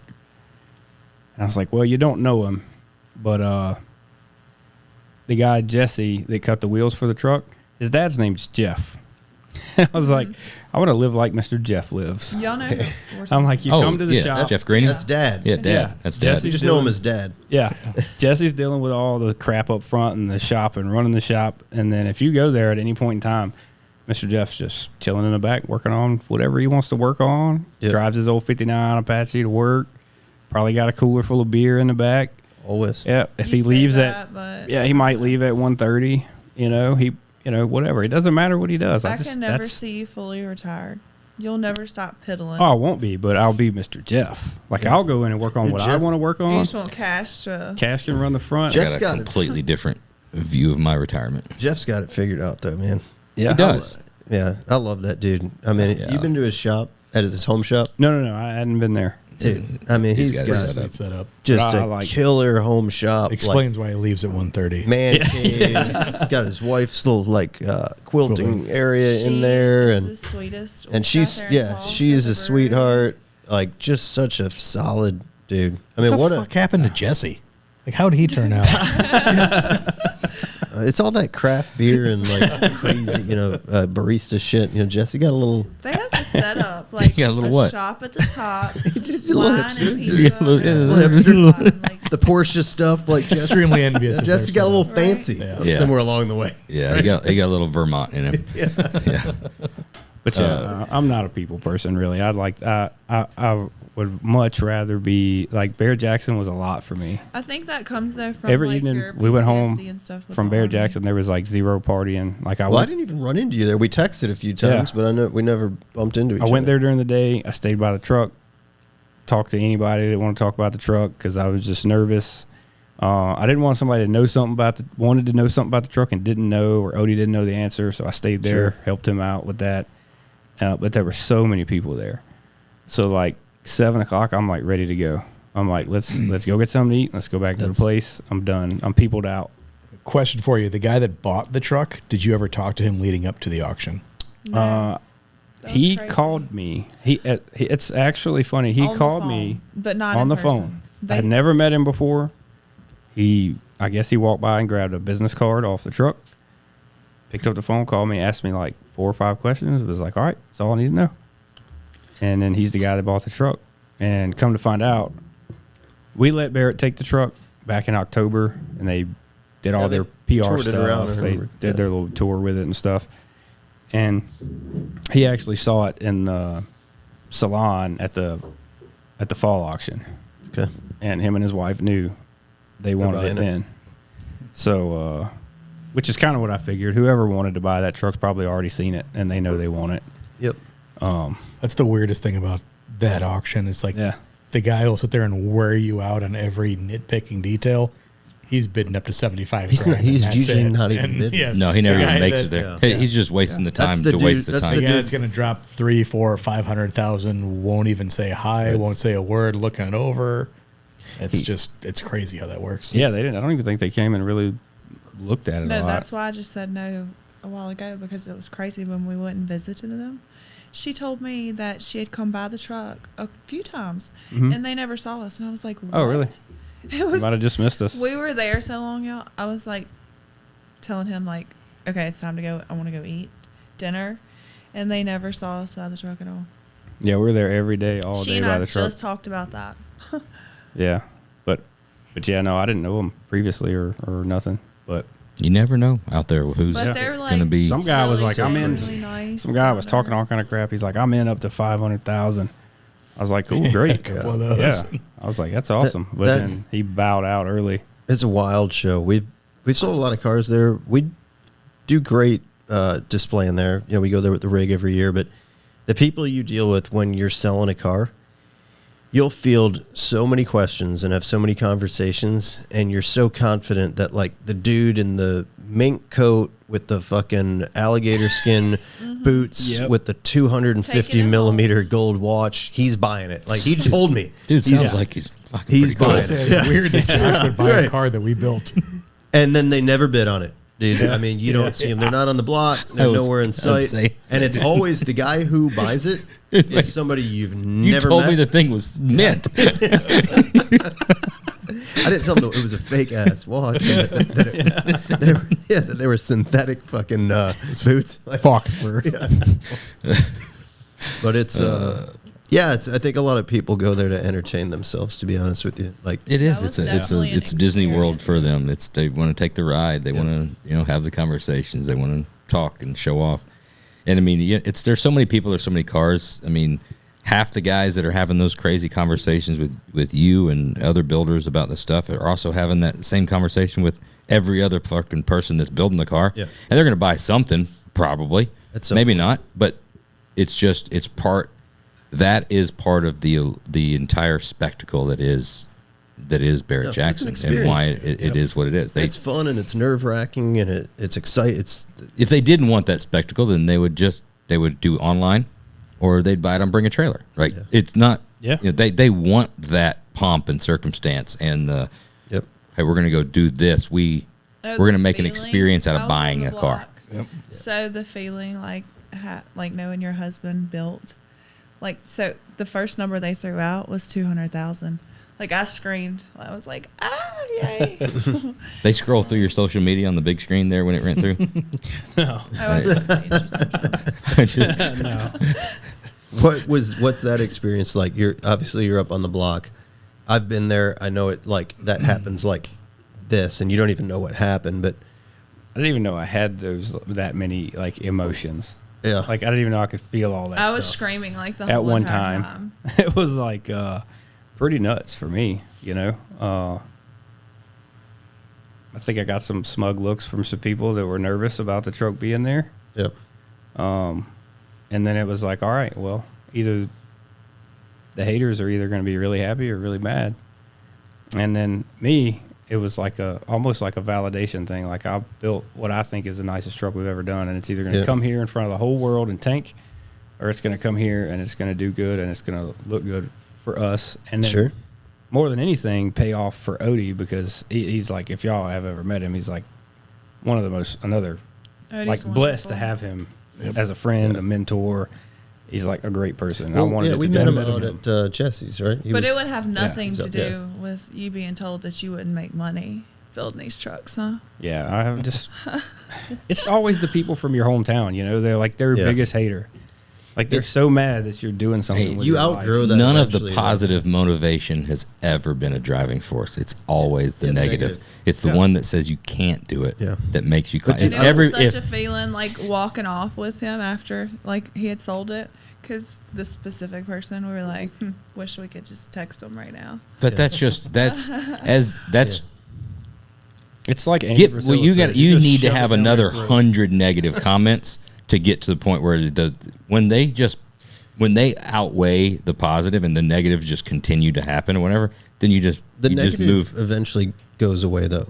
Like, you remember when we were like younger in the industry in Elgin, everybody was like had something to fucking say. Yeah. You know, you'd go to the local cruise nights, and it's like everybody had a fucking chip on their shoulder. And the things that people say, it's like shocking. Like, dude, I'm standing right here. You're saying that to me? No offense, but yeah. I had a friend that got back to me. He was like, "Who does he think he is, Richard Rawlins?" I'm like, first off, that's not one of my idols. No comment. But no, I'm gonna go there. But But I just like doing this. It's you've got to accept it for what it is, because if we all wrap this podcast up and we all sit around and we're like, man, and pumped each other up, like there's 15 people being like, man, I think you could do 10 fucking pull-ups. I think you can do it. You could do 10 pull-ups. Right. Dude, who the fuck? Yeah, but you're trying to describe our relationship. Right? No, it's not healthy for everybody. I'm not. No, what I'm saying. Notice he didn't touch on push-ups because cousin Mikey smoked his ass. That's never happened. Everybody knows that's never happened. It's never happened. No, Yes, I'm all for I'm not Alabama. saying. Hey guys, shush your mouth. Yes. Are we having another Coleman, Alabama moment? No. I haven't, since y'all always want to give me shit. Dropping me, what? How many did he? Josh. Cousin Mikey. Cousin Mikey did like 7. Yeah, I don't think he hit I don't do them double on digits. command. This is competition only. But no, I Cousin wasn't saying Mikey's that. arms can barely support a wristwatch, Who won like that? let alone his upper body. I'm undefeated. Were you undefeated? I am still undefeated. Even from Alabama? Yes. I just gotta get Always shit. undefeated Look at his means face, how undefeated. serious. I'm not He's saying very that that's proud a of that. healthy way for friends or your peers to do. Yeah. What I'm saying is that human nature, especially for driven, creative, the type of people that we're talking about building something, the negative of somebody saying that you can't do something is always going to push you harder than the positive affirmation of the friend, because positive affirmation is generally coming from your core group, your friends, the people that you trust. So Your mommy. you're instantly you can love them to death, you can trust them, you can do that, but instantly you're like, well, of course you would say that because you know me, right, and you like me and you want me to do well, right? You're just telling me that because you're my mom. But when the outsiders, or even when it's in somewhat in the inner circle, right on the outside or whatever, that says, oh man, I don't know if you can do that or whatever, that just pushes you that much harder to show them that you can do. Proving somebody wrong generally is more of a motivation than making somebody happy. Yeah, making somebody right. Satisfaction, like, It's just, wasn't that the best high five you've given in like It was years? pretty good. That was a pretty good feeling. Yeah. I think George Poteet's comment is still like one that should be like an all-time best Reigns quote. supreme. you don't give a shit about winning, I fucking hate to lose. hate to lose. It's It's not about the accolades of doing it right. It's to when somebody says you can't do it, and you definitely don't want anybody to say, "See, I told you you couldn't do it." Yeah, but What? Yeah, you need that inner circle, like a little bit of a support group. I mean, dude, I was Positivity's great. We texted back and forth quite a bit. Like, I think I thought that I was 100% confident out of anything there that truck was doing good. Oh yeah, And I made that pretty clear to you. I think Yeah, I'm I was like, having dude, some doubts. this fucker. I confided in Jeremy. I hope that I was there for you. Like, I was there tried for to me. make sure. Like, dude, I knew that truck was doing good. Yeah. It's that truck just has the look. Like, it's in its sort of own element. It's not this like vintage, lifted 4x4 rugged thing. It's like we all said it when we first saw it. It like perfectly bridges the gap between a street rod and a 4x4, like very elegantly. You nailed it. It's fun. What you did is like it shouldn't be taken lightly. Like the fucking truck is really good, man. I mean, It's really, You did a really, really badass good. job, yeah, babe. you really did. I mean, the just to pull that together, the colors, the wheels, the style of it, like you did a hell of a job on that thing, man. And it's one of a kind. Like there's nothing else really like it. There's sort of recipes, right? Like, I mean, we have a recipe. We do, your sort of hubcap wheel with the factory cap, and it's, maybe you might say it's predictable. Like it appeals to me, but like that truck, you sort of paved your own path on it, and it stood out. Like it stood out, and I think it was very likable, which is cool you could do something edgy that's fucking over the top and build like a 6-wheeler, and it's probably going to go for $1 million. But to build something like that is so universally Wait, liked, and to excuse hit me, that what? kind of number, Just kidding. to hit that kind of number is impressive. Especially with that year, make, model too, because that's generally not one to do one 4-wheel drive build out of anyway, and let alone that unique of a, like you said, a high end, street machine of the year, street rod of the year, level of quality and style in a 4-wheel drive. It's completely unique. What was it? But you said like there is talking about a moment, like when a transition to like I'm going to do this. When I got the opportunity to actually build that truck, because you think about builds all the time. You think about stuff you would like to do. You're like, I would like to build this car and do it this way. And what if I did this? And I'd always thought that like classic 4x4 trucks are going to come along. Yeah. And I haven't seen one that's built like you would build it if it was a 2-wheel drive, but it's not. It's 4-wheel drive. The 4-wheel drives, I think up to this point, there's a lot of them out there high level. The one Vinny did is killer. The one that Driven did is pretty badass. I mean, there's a lot of high-end 4x4s, but to do one that's like looks like a street rod, Yeah. that was something I always wanted to do. Like to put You just did it like a year early, man. It's 4x4 of the years. Yeah, I know. It's a new thing now. That's what I said when I saw it. I was like, damn. Well, Talk about bad timing. inside baseball, we've been pushing for it for about fucking 4 years, but that's You missed a sweet Snap-on toolbox by 1 year. Oh, shit. Could we get like a retroactive one, maybe? Yeah. We'll see what we can do. I don't know. See if we can pull some strings. Yeah. there's no strings to be pulled. Maybe a US don't make a promise Maybe so a we can't US keep. general toolbox or something we Yeah. can send. You can probably chat GTP a With picture of one. with a little Yeah. Horace sticker on it. Sure, we'll take it. It was cool to see that truck done, though. It's easy to go to street rod, and like you look at it and you're like, It's not gonna work. yeah, that's way too pretty. I'd never take that off road. And then like a lot of guys go the other direction. It's way too hardcore. But that was like the perfect blend of like, man, that thing's really nice. I could definitely drive that. It's not too. It just like hit everything right. It was like the right amount of restraint, which we always say is like the hardest part of building the right vehicle, where everything just looks like it was, kind of tailored suit almost, that it's all meant to go together. Yeah. And It's a lot coming from y'all. it does. I was going to say that. It means a lot coming from you guys because I wasn't sure. Honestly, it was just an idea, and I wasn't sure if it was going to work. Hey, we've been drinking a lot though too. We say all kinds of stupid things. Well, we meant them, not you, Josh. I know. I get it. I completely understand Phil and that. Jeremy. Say all kinds of stupid shit. But yeah, I think the wheels was a big thing. Yeah, the wheels worked. There's a lot of Great. great 4x4 trucks out there with the wrong wheels on them. Yep. In Yeah, my it was opinion. like they're just big enough. Like 1 inch bigger probably wouldn't have worked. Right. 1 inch smaller would have just been like, I mean, the wheels are great, but let's face it, if you didn't have something to connect the wheels to the body, like a chassis, then it would just be a body and there it a is. the wheels. There it No, is. no, look, the new I'll just- Odyssey. the What did look- he Phenomenal, say? shameless. It would just be Right. stacked. They would stack next to it. Oh, right. I mean, let's face If it. it didn't have the ride height, Right. yeah. What did he say? Those little rolly things they've worn. Oh, the wheels gunnies? out. Yeah, the gunny wheels. Yeah. But yeah, I mean, y'all Looking offered a underneath the killer bottom of chassis, it since he's bought it. and I knew if I They took wore that out. chassis and did the body and the interior and the engine bay like we do it, and then I would have to have the right set of wheels. So I think that was I knew I had the right chassis. Obviously, Yep. y'all built a killer chassis, but then it was like there ain't a wheel on a shelf nowhere that's going to Jesse fit cut this those? truck. Jesse cut the wheels for me. So hats off to George and Jesse for kind of bringing a vision to life on that. A 4x4 street rod wheel. Yeah. It looks that amazing. good. I remember at SEMA year before last. That was when you debuted it, right? Yeah. And We did we that knew with builders. It just we got- knew that it was going to be there. It got lost though out there, like because they kind of just stuffed it.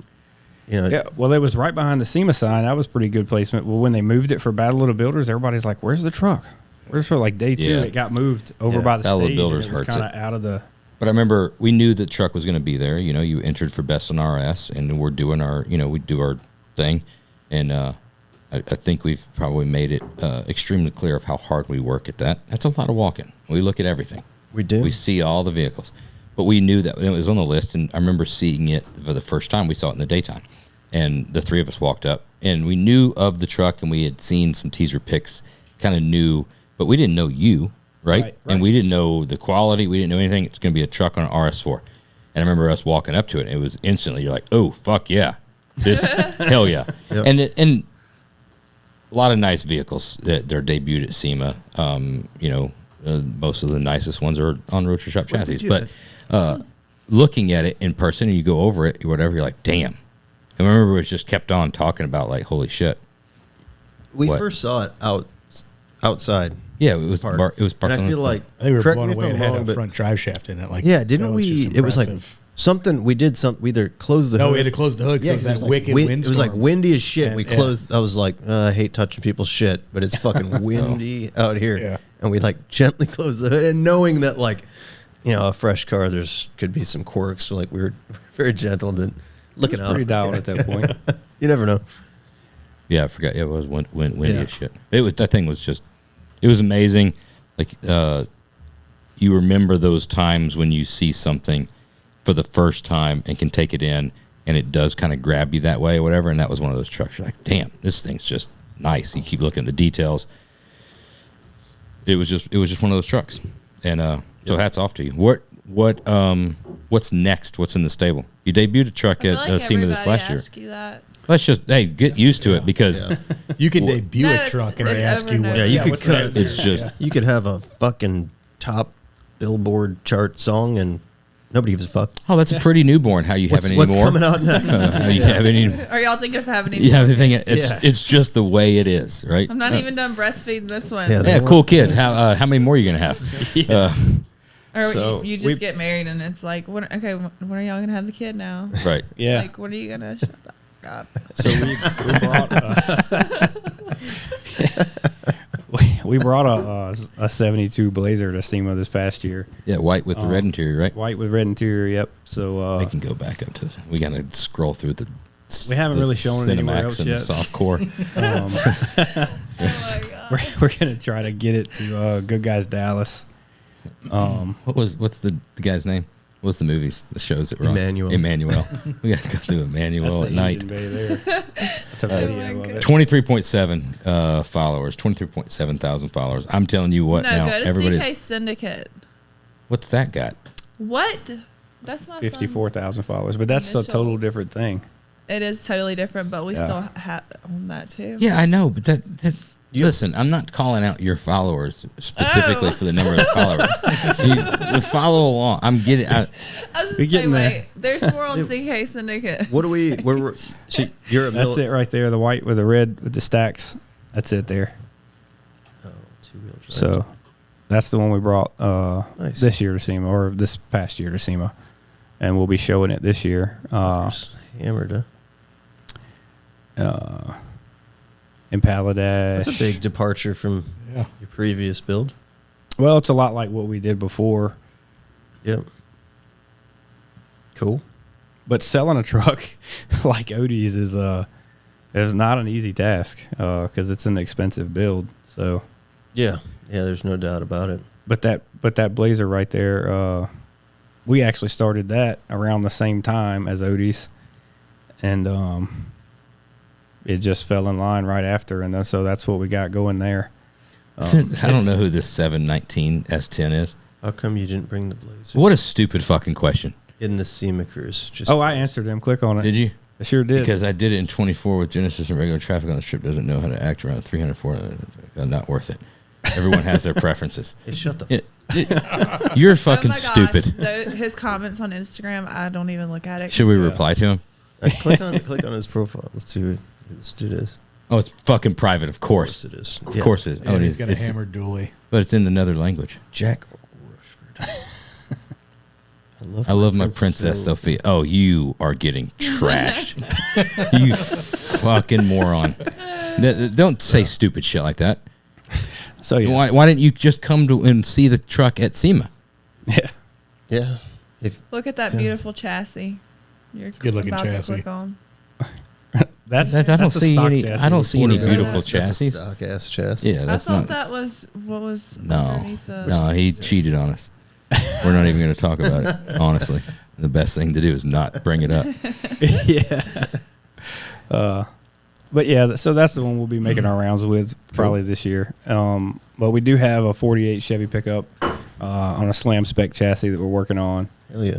And then we also have a 72 in the works that we have a spec chassis for. So, Where's the 48 going to be debuted at? You know, we're thinking about SEMA this year, but honestly, I'm kind of just going to let the chips fall where they fall, and we're going to stick to our guns. Try to, we're just going to make it as nice as we can. We're not going to we're going to rush it for SEMA, and we're going to not do this and not. what do if there was that. like a crazy debut spot for it? What if we That need to may make change travel things. plans? Like how You're nice? gonna make this guy work. Nobody makes How travel nice. plans Yeah. this early. You're How gonna nice this thing going to be? You're gonna fuck That up would that definitely work-life change balance, things. man. But yeah, I mean, how nice is this thing going to be? You don't have to show me pictures. Just tell me on a scale of 1 to 10 how nice is it going to be. it's going to be pretty nice. Which one It's are we chop talking top. about here? Is it Roadster Shop booth worthy? Careful. Think about that answer yeah, before you. That's not. No, you don't just throw that out there. Yeah, That's but it's gonna be really nice. those So, Borla ITBs. that is They're on the body service. RHD. It's like an Australian RHD. company, Okay. but they work surprisingly well.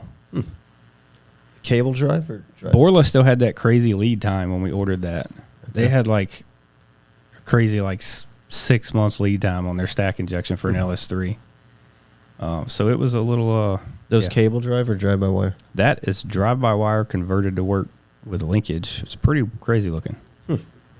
So it's got like the throttle body on the back that actuates the rod down through the center. Okay. Cool. But yeah, even though it's not on a roaster shop chassis, we did not skip Hey. anything on that truck. It's all right, nice, man. top to bottom. Yeah, it looks good. Slicked everything out. Everything's painted and polished or chromed or It's a good looking truck. so. But it's a 67 to 72, and I even told Adam when we were debuting it, I'm like, there's going to be so many of those trucks at SEMA. It's not going to stand out the way Odie's did, because Odie's was a 4x4, and no one had ever seen anything like that. Should have taken it to the SEMA cruise. It would have got some attention. Yeah, I guess so. That's what fuckface said. I don't like dumb shit like that. Yeah. I worry about a dude with a slammed fucking late model dually. It could be a big guy. Could be a big fucking dude. You think he's gonna whip Josh's ass? I just think you'd be surprised. That's one of those hey man, you that guy from that fucking podcast? You're like, It depends on who are you. Yeah, like I'll answer it the same way I always answer it. So I'm That gonna- depends. Who I'm are gonna you? Stay neutral. I'm like, man, I appreciate him being vocal. I appreciate. Yeah. You got enough fights on your hands. You don't need to add another one to it. I get it. That's fine. Not a problem. But it was nerve-wracking having Odie's truck because after the SEMA cruise, they just dump you out on the strip. Like, they don't. Oh, yeah. Yeah. Yeah. They don't care who all's there. and we had our So- 2-year-old in the truck. I was tripping. It's a I was like, get me off. it needs to be rethought. Oh. I'm gonna go on the record SEMA saying cruise. it needs to be rethought. It's tough. I mean, that's a monumental undertaking to figure out how to properly structure the sort of evacuation of the SEMA show into that.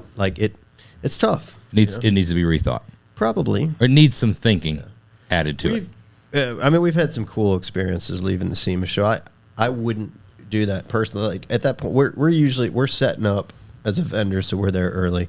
At that point in time, I mean, dude, it's time to Go go. You're done. We would also have to be there on Friday to do it. Yeah. That's- But we've had some cool experiences leaving the SEMA show. Leaving in the Grand National was fucking cool leaving the as SEMA shit. show is great.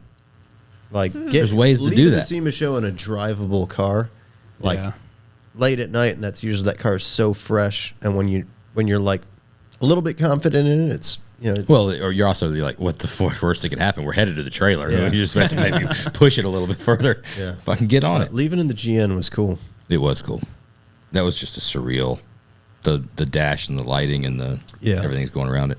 Plus, we were fucking punch drunk and tired, and we come to the point in the show, which Best part. Some have said- best part of the show. some have said you guys are saying that this is the best.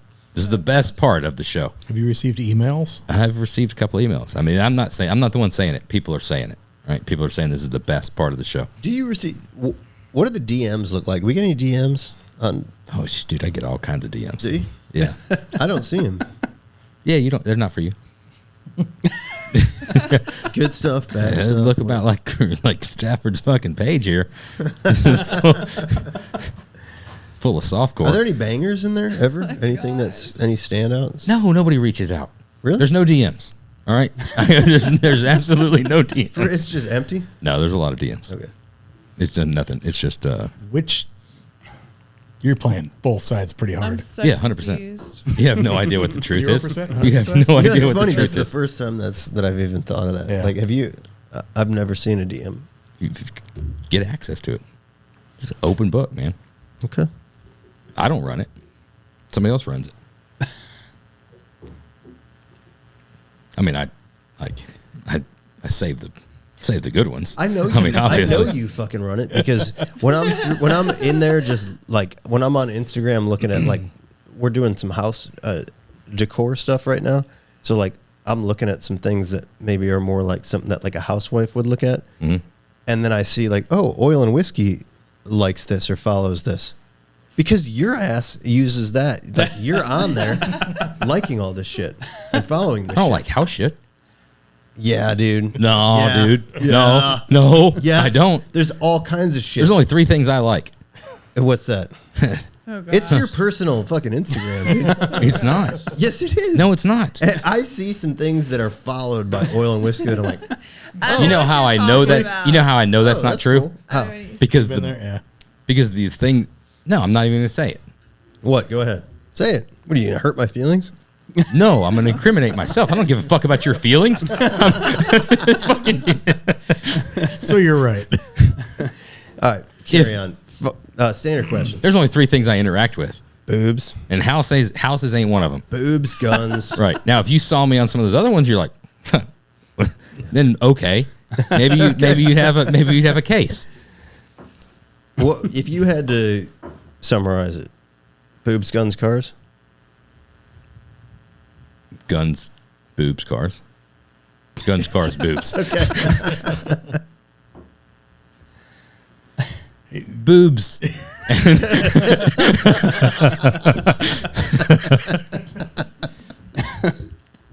All right. Standard question time. What else is on Instagram? Yeah. I mean,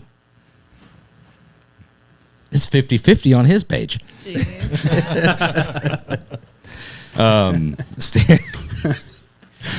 We've come to standard questions time. First up, favorite car movie. Ooh. We're hey, careful. This is not a group I want answer. to know, like, if I'm right. If, like, There's not a right. 'Cause I think I know You're what gonna it is, have your answer, but I and he's wanna- gonna have his answer. I'm wrong. Wait. Y'all are your own people, It may be a little cliche, right? Cars. probably unexpected, because I'm a Chevy guy. But I'm gonna say Gone in 60 Seconds. I It's was a great. right. It's still. I think I'm a it is Nicolas still in the Cage lead. fan. I was correct. I'm an Eleanor fan, and I'm a Nicolas Cage fan. So, Nick Cage. Yeah. We What were- about Angelina Jolie? badass She was in movie. that too. No comment. Yeah, We had a Nick Cage. We had a Nick she was Cage in that too. reference last night. War Dogs or Oh, Lord of War. Lord of War. Yeah. yeah, Lord of War. Yeah. Who did we say looked like old Nick Cage? You said that, I know, but who was it? and it was funny, but I forget who Yeah. it was. Damn, it was funny. really good. Yeah. It was. Oh, it was Mike Herman's dude. Wear that. Yeah. What's yours? What did I say about Mike Okay, Herman? We were so- cracking up. This is actually It's a Mike kinda Herman funny. comment. But He's some baseball. you thing. told me that this was one of your favorite movies. Favorite car too. movie. What? It's a car movie. not. What's your favorite car movie? Yeah. I don't know if I'll have one of those. Herbie. My favorite movie is Blow. Good. But Good. what's It's a funny, great listen movie. though, listen.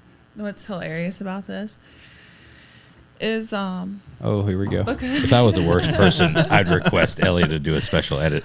so I on had this a one. white cat, But I'm not- I'm a good person. and I named it Blow. Yeah. And Presley, our daughter, was going to school in the 2nd grade, telling people that she had. White cat named Blow. Oh yeah. That's Yeah. tough. Yeah, I'll never forget. Anyway, Yeah, how about that cat video I sent you the other morning? edit that out. I've had better parenting moments. That's the kind of shit I wake up That's to. the type of shit that goes on at your house. I know. If it's a reflection of you, you allow that stuff to I happen. can't imagine Cash. I walked into it. Ooh. That's Ooh. just fucking. That's Kids little. next up. Again, 2 separate answers. Wait till you're called on. You are playing referee. I am. It just gets nuts. He's doing such a good job, though. Josh? Yeah. Yeah. Moderately okay job. It'd been great if we. He's very didn't have to, calm like, this evening. I guess because it's not a SEMA party. Normally he's like. He gets uptight at the Oh fucking my SEMA party. gosh! I Am I- noticed yeah. that. There's a lot to fucking go on. Yeah, I mean, you got to worry about people getting kicked out and Like, there's security. Oh my gosh! I knew this was coming at some point. similar to what George always used to say. Again, another George Poteet comment, right? George Poteet's comment when it was time to leave, he always said, got to go back to work. Somebody's got to pay for all this fun that we're having, right? Okay. Similar. Wow. Somebody's got to make it happen for all this fun that we're having, right? And it's a lot of fucking work in that thing. I wish that I could enjoy it like everybody else does. However, a lot of moving parts. Well, you make behind it the scenes. so that way we have a fabulous. pretty good. time. We had to fucking change venues It's my due to the favorite. bathroom situation from the year before. No, don't say that. You're gonna make me feel bad. Did anybody get kicked out this year? No. We had no. Were you there this So year? that's Put where it's two- gonna be again this year. There were no That's why. extractions. Put this 2 year. and 3 together and get 5. You'll see how it happened. No extractions. No, this it year? wasn't. No, Actually, 0 the venue extractions. was very nice. That's good. It was Yeah, it was way good. better than the year before. There were The some year before was non-admissions. so There were some people hot. that didn't get in. It But was so hot in there, and the security guards were so rude. yeah, we changed it up. That old venue, not Oh, the the- one oh, from yeah. 2024. Yeah, they were a little uptight. Yeah, they A were little uptight. It felt uptight, like going into it. You know, And I think they it's, were you know, uptight, given the- too. Like, given they the- were not cool. given the casino, it's just it's a maybe more prominent higher. There's a lot of fucking rules and regulations there. It's a different management group Yeah. that runs. It's different. It's a different thing. I can explain to you off air why, but however it is. But good news is we're working on securing that for next year. Timely question. Are you going to let me Here's come a- again? 100%. Yes, Josh told Just- me last year only if I behaved, so you behaved last year. I told you I was Yeah, going to. yeah. did good. I was proud of her. I told y'all.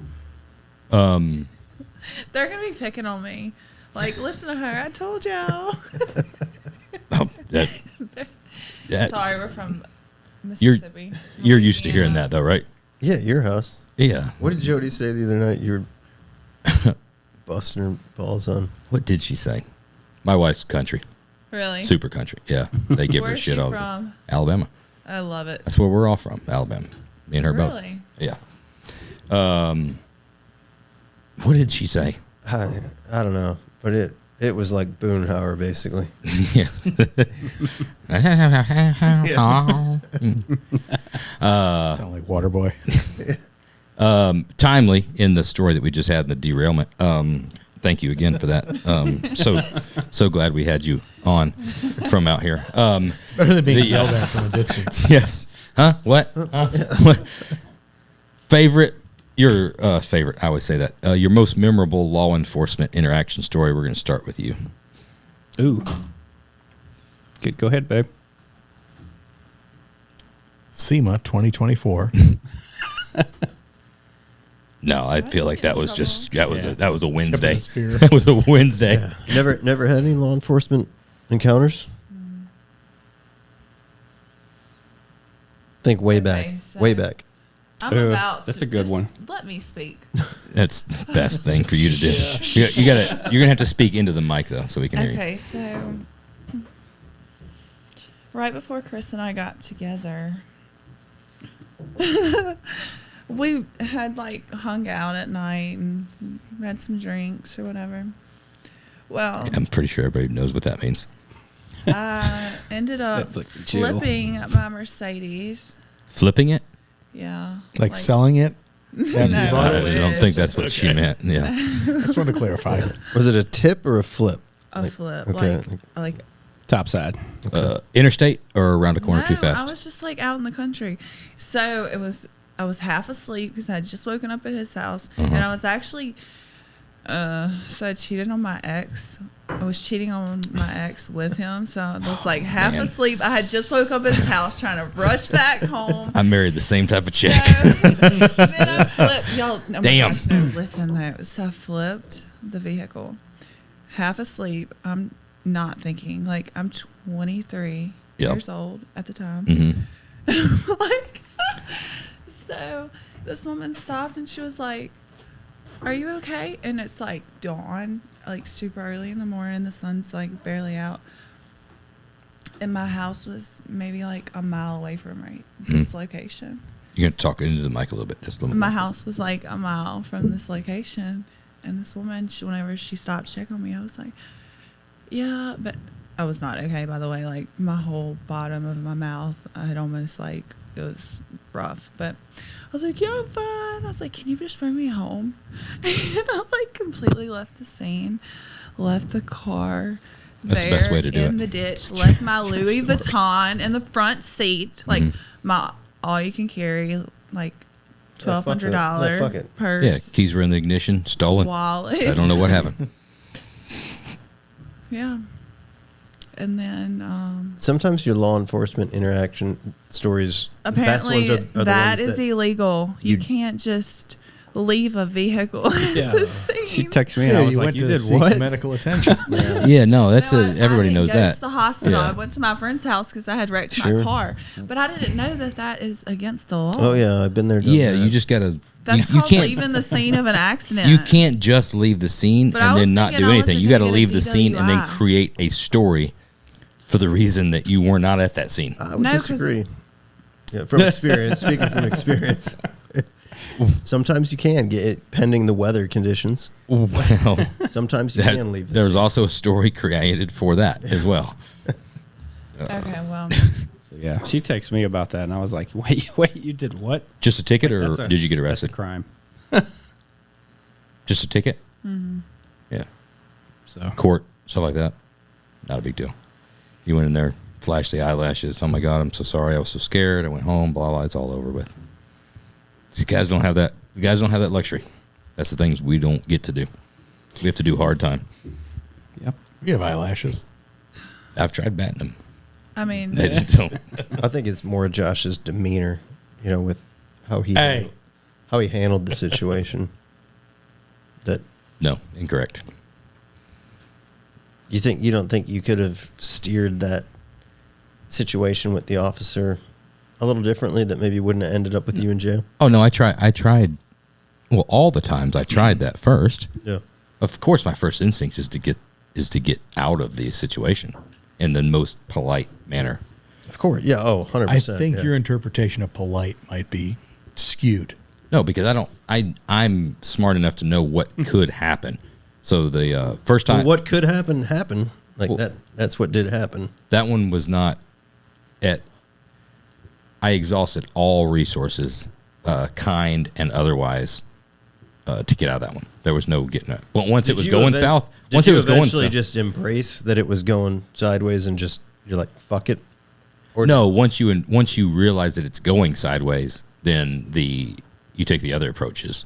Then you went hard. Then you're like, It's already going sideways. It can't go any It's not more gonna go sideways. Let's hit the drift brake. And Yeah, it can't. sideways is sideways. Sideways is sideways. It can't. Once we realize that we can't straighten this one out, Okay. then let's see how far we can loop it. Got it. Was the discussion? So you're So the turning one- yeah. into it in the skid instead of turning away from it. No, and that then you're one. like, yeah, and then you figure sometimes when it's spinning, if you mat it to the floor, There has been times. Man to the floor and turn into the spin. There's been so many times that you've been around that yes, 100%, all my fault. I escalated the situation on purpose, probably to get a reaction. yeah, all like, In- like most of the time. Right. In this scenario, given the circumstances, I tried to de-escalate Okay. with all my power. At any point in It just time, wasn't happening?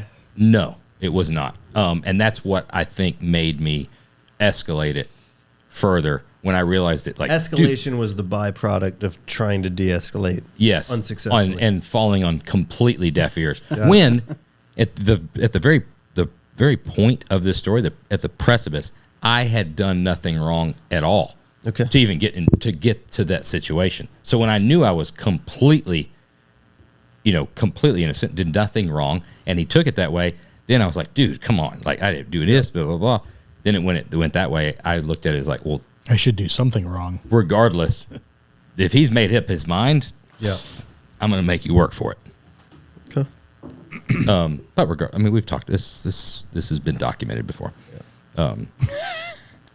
There's a best piece of advice I can give anybody out there: don't get arrested by a pissed off cop.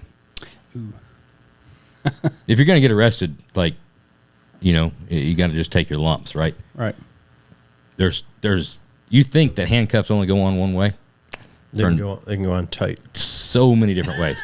Well, yeah, it's so nuanced. They can go on so many different ways. You could be placed into the car so many different ways. You could be driven to the police station so many different ways. How were you placed in the car? Like OG 1996 Broward County cops late at night. Well, that was one of my favorites. Thrown. Just ankles and wrists thrown. Yeah. You know what? When you don't think it's that big of a you don't think it's that big of a deal. You're watching it. You're like, oh man, I bet that hurt. You don't think it's that big of a deal until you slide across that fiberglass back seat and you have no way of stopping yourself from your face going into the inner door panel of the other side. It seems like a small little thing, like, oh yeah, you got thrown into the car. It's so much worse than what you imagine. Never been in that situation. Yeah. I've never been in the back seat of a cop car. Let me duct tape your hands behind your back and then chunk you down the stairs. It would be essentially the same thing. Yeah. Anyway, military guy. Yep. However, prior to you joining the military, I would have to assume there had to be a law enforcement interaction story. It's actually after I joined the military. Okay. We can also get into that. Had me a little bonus money. Went and bought me a Suzuki Gixxer. 750. Yeah. And a buddy of mine bought one the same day. White, blue, and the little orange 750 on the back tail. Mine was black and gray. Oh, okay. My buddy Aaron's was blue and white. Okay. The S-Rad? That was Suzuki Ram Air Design on the thing, right? Oh. No, I don't think either one of ours had. This was in 2007. I think either one of ours had that. Remember the S-Rad on the tail? I didn't fuck with any of that stuff. Oh, yeah, that was the fucking... my world. The white wheels. So it was Not for probably me. the cheapest way to go fast. I think I bought it brand new for like $7,500. $7,500, yeah. $8,000. Yeah, so... Yeah. And you could smoke anybody pulled up next to you in a stock Mustang. 158 miles an hour to 160 miles an hour for less than $8,000. Yeah, it was a pretty good time. We have a really long bridge that connects the North Shore and New Orleans called the Causeway. Oh, jeez. And there's only 2 lanes, and it's like short wall, sudden death. Short wall, sudden death. Me and my buddy were legit just cruising, like not breaking the law. Some guy rolls up next. I'm in the lane where it's the wall of the bridge, and he's on this side of the lane. This is Meridian? This is going from Mandeville to New Orleans. Oh, okay. The causeway that goes Like down there. south Yeah, Louisiana. it's two bridges and 2 lanes on one bridge, 2 lanes on the other. Like one coming this way, one goes that way. And anyway, this guy in a Mustang pulls up next to him, and we thought he was Aaron thought he was trying to race at first, and we were just blowing him off. Like we're like, nope, not getting in trouble on the causeway, because the causeway cops are, for lack of better terms, they're dicks. They don't put up with no shit. So we're just trying to ease across the causeway and not get in trouble. Dude pulls up in the Mustang. He's trying to race. Aaron is a little bit more of a hothead. The dude won't leave us alone. He keeps trying to swerve over now he's trying to swerve over into the lane, and he got too close, and Aaron fucking smoked his mirror and punched it off the car. Mm-hmm. What the hell? Yeah. So Yeah. So what you do is riding a motorcycle. The mirror is the first thing to go. yeah, hey bro, you're too close. So Aaron gave him the old mirror whack, and there's turnarounds on the causeway, like from this side to that side, and that's where the cops sit. So that had happened like in between the turnarounds, and then we go up over a bridge. I mean, up over like a hill in the bridge, and you can't really see what's on the other side. And we go off the other side, and I seen the cop like pull from this side of the turnaround to this side. I was like, oh shit, because that's what they do on the causeway. They call the cops on you, and then they'll just come get you. You know, I've been pulled over for swerving. So we got pulled over on the causeway, and it's a man lady, like a lady that's real manly. Okay. Cop lady.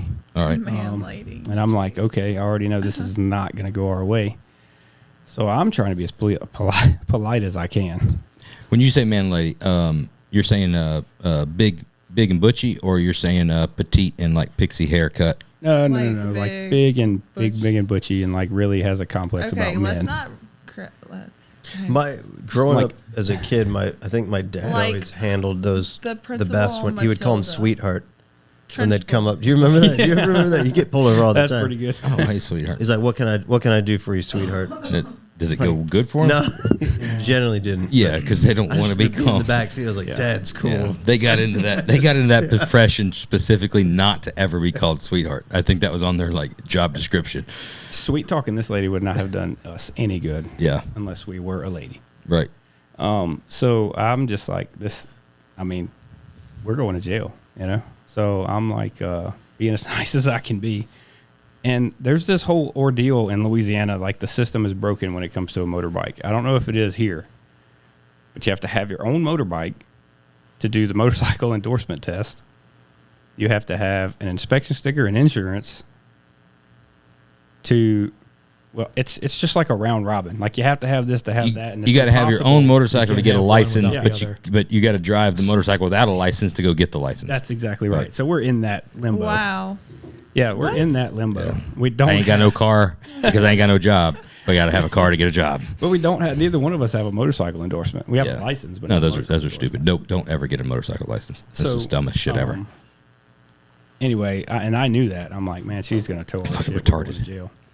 I'm really nice to her. I'm like, yes, ma'am. Yep, whatever you say. Like we were in the wrong. Won't do it again. You know, this, that, and the other. And then Aaron is like pissed. He's like, that MFer was trying to run us off the road. Yeah, I punched his mirror off. F him. And long story short, I made it to work because we were on our way to, we were doing like a little side gig, little side hustle. We were actually going to help do sound at a Styx concert on the Riverwalk. Okay. So Aaron didn't make it. Aaron took a ride in a cop car. And One of the rare oil and whiskey sticks references Yeah. we haven't had in a while. she told him before she put the handcuffs on him and had his truck loaded up on the his bike loaded up on the tow truck that he should take a lesson from his friend and how to talk to the police. So I came out on the winning end of that deal. Hey, good for you. That's they can go a couple of different directions and everywhere in between. That's why we love to hear the law enforcement interaction stories. But Aaron didn't do so well. He spent the night in jail. I Yeah. couldn't go get him because I was at work, so he stayed there. Styx concert was cool though. Fuck yeah. Sticks. I got You a, don't hear that enough. No. I got a pick. Did you? Yep. I got a pick at a Jet concert once. Did you? Why? They threw it out there, and I caught it. Why were you at a Jet concert? Why wouldn't you be? Jet's fucking badass. Jet, the fucking rock and roll band. Yeah. I don't. It's not. It comes up in my rotation. What should? I don't know if I can even notice Cold a hard Jet. bitch. Yeah. Are you gonna be my girl? Yeah. Oh my gosh. Old school, That's like- good Okay. music. Yeah. Are you? That's Okay. pretty legit. I think he That's must pretty have good been stuff. confused for a Yeah. moment. Maybe I was thinking Joan Jett. Well, Joan Jett's also pretty badass. Yeah, we saw him at House of Blues. Dude fucking flicked a pick, hit me right in the chest. You're like, It's like, yes. Let me get that. caught it. How'd you do it? It's like, I tried to block it. Next up, we have a new addition. Uh-oh. This is Stafford's Garage hits it big, right? You guys continue to kill it like you are, and you are at the position where you are just have too much work and too much money, and you need a car built and you're gonna commission somebody to build it for you. What is the vehicle, and who's building it? No budget. No Who budget. gets No to budget. decide this? You're gonna both answer separately, Okay. but we can't take fucking 45 minutes doing it. All right, Okay. like it's Hurry just. up. Shit. This is a tough question. There are a lot of cars I want to do. All right, so This is for you. This is your car. 60 Impala SS. Okay. I don't know. Yeah, I mean, I'd expect this, but Dave can dig. I knew it. I Really? did. Okay. I look up to Dave. Dave's a hell of a guy, man. Well, let's face it. You look up to Dave's work. If you look Right. at Dave, you're going to look him square in the eyes or down a little bit Right, because he's right, not right, he's not yeah. exactly of stature. Yeah. But But the work, the way he's put together a team of some of the most Yeah. talented people. you should look up to Dave for what he's done. He is. But He's done some also, amazing like, shit. He's very humble. Like, you can sit there and talk to them. Hell Like yeah. every time. He's Like- humble to you guys. When talking Yeah. behind the scenes, that's the biggest. He's the most arrogant son of a bitch. Really? Oh my god! Always look at my gold. Look at all the money that I've got. I'm so famous. I'm Dave Kindig. Please Really? kiss the ring. No, I'm just kidding. I'm just fucking with I was it. going to say worse. Never got that vibe from He's- Dave. I think Kevin's- Dave and Kevin are like the guys that Yeah. they haven't changed with Yeah. all the Yeah. Well, Fuck he's no. TV shows and stuff. insevered They're with the, Kevin. They're the Yeah. same idiots that they were Yeah. before. A lot of his employees are in the club, and it's like I said, it's amazing to me that he's been able to grab that many talented people and put them under one roof. Yeah. And And it I says like a how lot. him and Charity are still married, and You know- like they had their daughters. People don't stay at a place of employment simply because they're making okay money. You know, Right. they like going to work. Right. And there's no doubt in my mind that the culture in that shop, I haven't got to visit. I've told Kevin a bunch of times that I'm going to get out there and we're going to visit, but haven't been able to make it happen yet. But there's no doubt in my mind the culture in that shop is probably awesome. Oh yeah. Like, and then when you see them all out together, like when they're not on, like at SEMA being chased around by people that want autographs, when they're on Fremont Street drinking as a crew, like it's all the guys in the shop and they're all happy to be there. Right. And I think Well, that's the that's culture true. that I want to create in my shop. Like I want all Sure. my guys to be friends, and I want all my guys to feel like me and them have a relationship. And I think Dave has that in his shop, and somehow has figured out how to create that culture. And I think there's a lot of genuinity going on there. Yeah. What And, color is that 16 Impala? It's black with red interior, because that's what I like. It's a classic car. Probably hammered, like just fucking laid out. Like Yeah. my 59. Imagine that. I don't know if y'all seen my 59, but it lays the rocker on the ground because I'm a little bit mini trucker, a little bit hot rodder. You're channeling that Stafford. bitch then. What is it? It's this, right? Oh, yeah. Yeah, Right. that's it. Yeah. Severed. No, nobody does that. Different They one. don't do that anymore. No, that's So, that was geared up. They did that. That was But yeah. Yeah, we're going to have to cut it and body drop it so that lays the rocker on the ground. Yep. What about you? What car? Who's building it? You can't say your husband. That's just Oh, you that would, can. I'd throw up. Yes, I can. Fucking You can A. say That'd that. be- She Thanks for hearing should. me. She should say that. I was. I Gonna just know say that's where she that. was going. So I don't know though. I really like a Volkswagen bus, Okay. Cool. but I also like a Bronco. I think, or is it a Blazer? I want you to do me. That Well, you've Is said that both. like K5? Why don't you think about it and get back to us? It's maybe the like K5, email- the like black email us. You see K5. that pink? You see that pink Bronco downstairs? I was That- actually checking them out at Scottsdale. So probably a Bronco black, and it can like be on a lift kit or something. It's on an RS4 chassis. Fuck Guess you yeah. know. Yeah. Guess you know what you got to do. Yeah, it's the perfect stance. I mean, if Yeah. you want it. Yeah. It used to be a Bel Air, but I changed my mind. She went from a Bel Air to a Bronco, so the price didn't go down any. But they had No, a it's really went up, bad actually. ass at Barrett Jackson. They had this 1960 Mercedes. Oh, it was so pretty. Yeah. Then she goes Vintage to Mercedes are fucking cool. Oh my gosh, it was They beautiful. are. When I build her a car, it ain't gonna be cheap. Well, It no, I is. mean it's Couldn't if luck you out could- and get a if you could build Trans cheap Am. cars, then I wonder what it would take, like He has like Where I 5 would- trucks while you're talking. where I would be in my life when I would build my wife a car. You know, like what would be the deciding factor that's like, you know what? It's time Probably to when like you can't you think of have anything else all you those want. crazy projects on your mind. Let's put those aside. no, I'd say that's Build- gonna be when build you your done wife a car. you done fucked up I bad. think so. you done really fucked up. I don't really think I'm like You need gonna something get better you than know, jewelry to make up for it. it. Like Look at this Nova wagon, honestly, I would rather so cool. like I don't know a new pool or something instead of that much money being dumped into. Yeah, because she knows how much it costs to build one, so Yeah. probably wouldn't want me to put that kind of money in a car. She would definitely want a pool and a I damn would waterfall want or some stuff. shit. I would want things because I'm a woman and I like to spend money, not invested in, you know. Yep. I'm just kidding. I'm totally being sarcastic. She's not kidding. She likes expensive shit. Told you, I married one just like it. Man. We can do a group session later. Just Yeehaw! just work harder. That's it. Work harder. That's literally what he'll walk through the house saying is, I gotta make more money. Fuck it. I just got to make more money. It works out. It's funny how life works when you pair it in a situation like that, because that was the only saving grace for never being around for 13 fucking years was, I mean, the fuck you want? You want all these things, Yeah. right? That's it. Somebody's got to pay for them. That's right. Your fucking ass ain't working. My issue is Fucking $6 an hour. It's the sum of all the Bullshit playtime. fucking Amazon. Get it out. Come on. Keep it coming. Yeah, wow. My issue in my house is the sum of all the Amazon deliveries. It's not the big ticket items. It's not a fucking pool with a waterfall. No, it's never been. It's never been that. I know.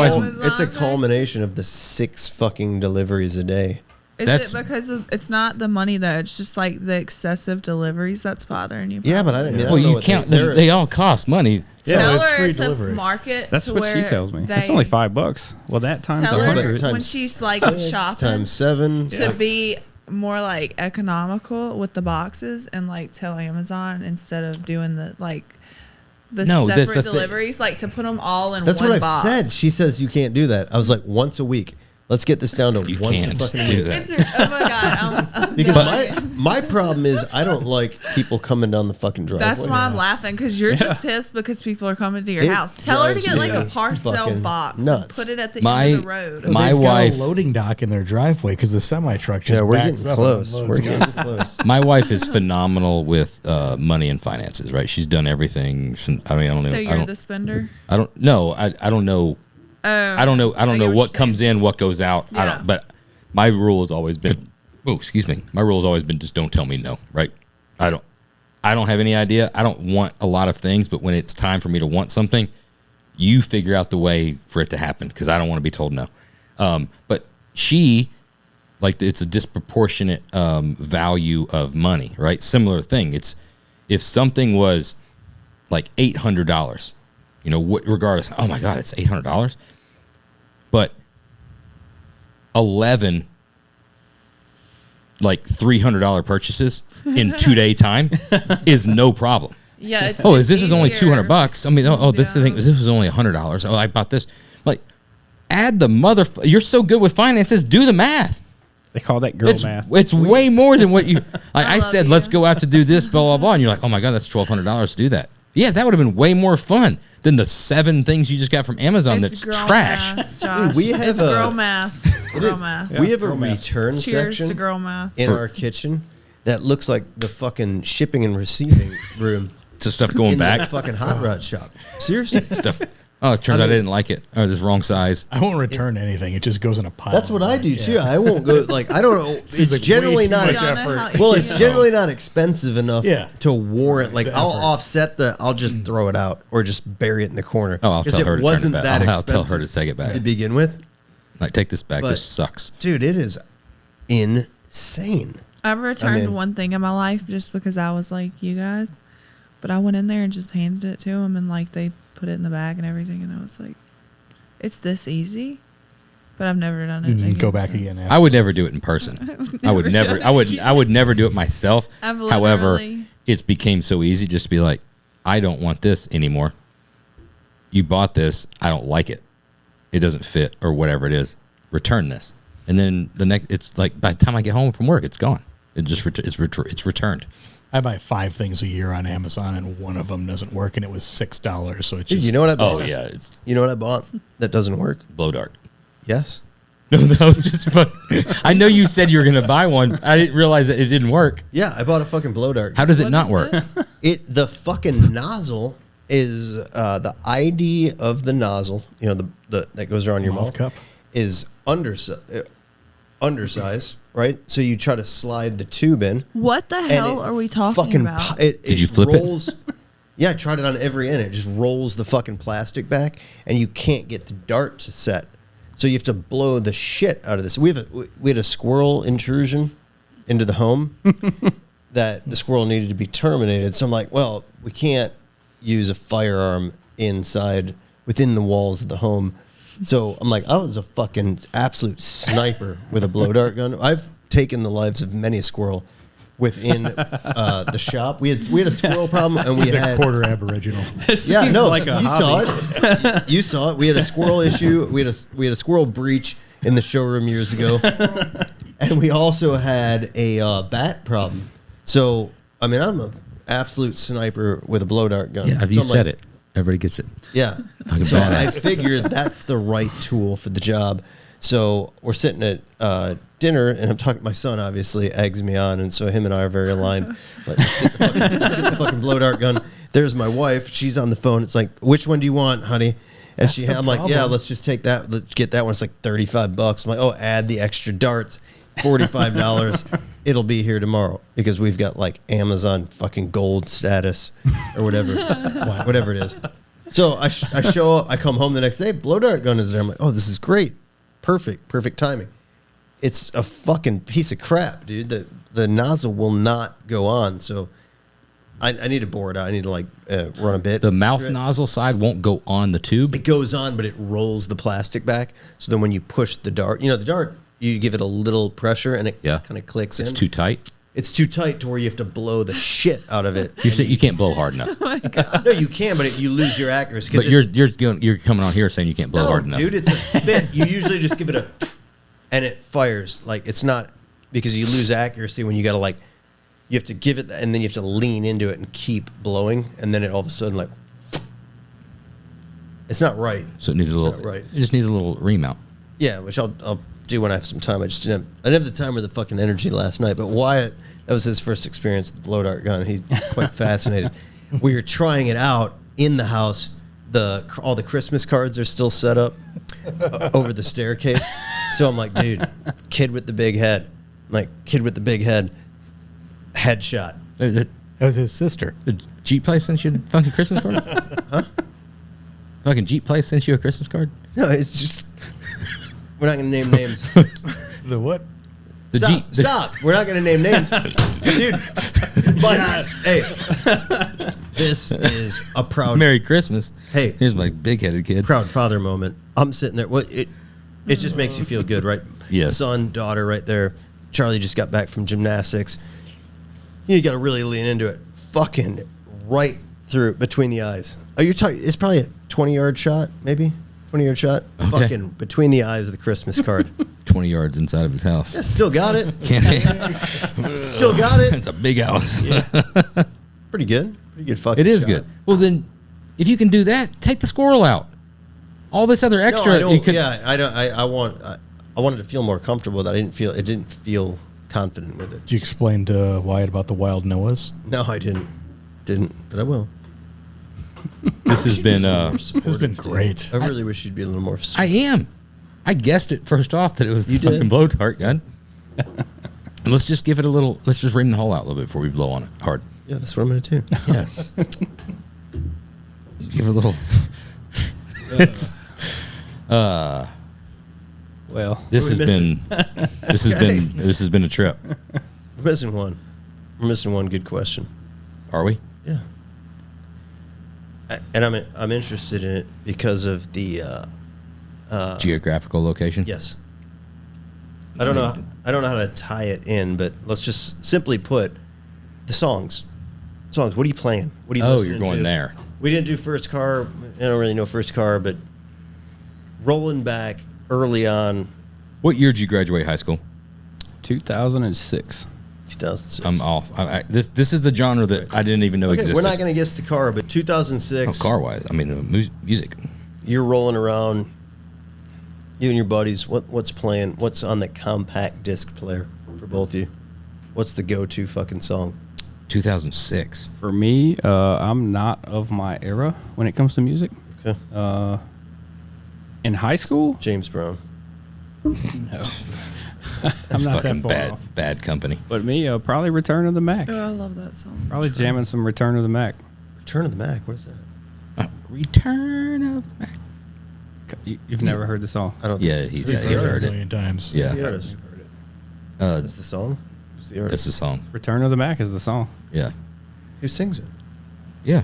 The guy. The dude, the one that sings it. Obviously, a great. You've heard song. the song. Mark Morrison. Mark Morrison. Mark Mark Morrison. Return of the Mac. Sure, I've heard it. It's like disco hip hop, kind of like. It's if What if year did played you it, graduate? know it. 2013. 2013. He's only 8 years older than me. Don't look at him like that. You were telling stories. Y'all knew each other in school too. No. No, we never said that. No, we didn't know each other. Oh, I thought you told the story. Okay. Nope. No, but I can remember, like, my mom driving to school and Britney Spears, like, I loved her. Oh, my gosh. And, like, I would tell my mom. Was that considered oldies when you were listening to her? No. It was fresh. Wasn't Britney Yeah. Spears like our era of high school? That was the school video. So I was, like, going not that I to remember it pre-K. exactly. And I was going to pre-K. But my sister was, like, 9 years older than me. She was Krista's age. So 8, 7, whatever. And I would be like, hit me baby one more time by Britney Spears, you know. Yeah. And my sister would be like, I'm so sick of listening to this song. Like, do we really have to listen to this again? And my mom would be like, if she'll listen to it and be quiet, like, And play it. Shut her up. Hit me, baby. You know who is better than Britney Spears? Jessica Christina Aguilar. Simpson. Yeah.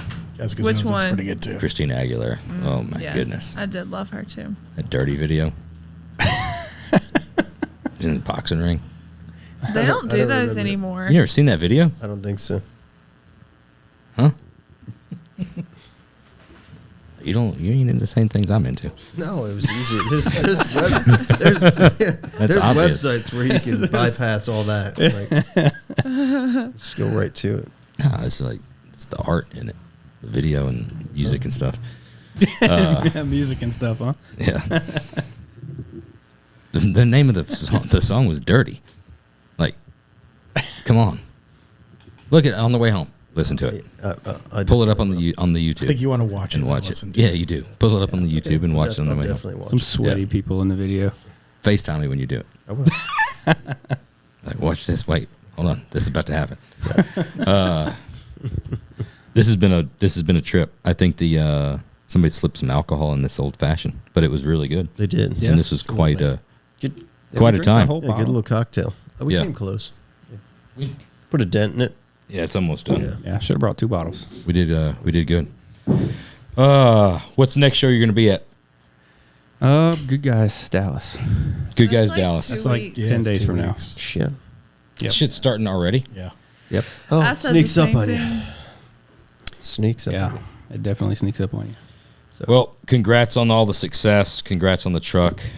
Really great having you guys up. Glad you could make it. This was a great episode, and I'm going to be watching this. 23.7 followers, right? 23.7 as of right now.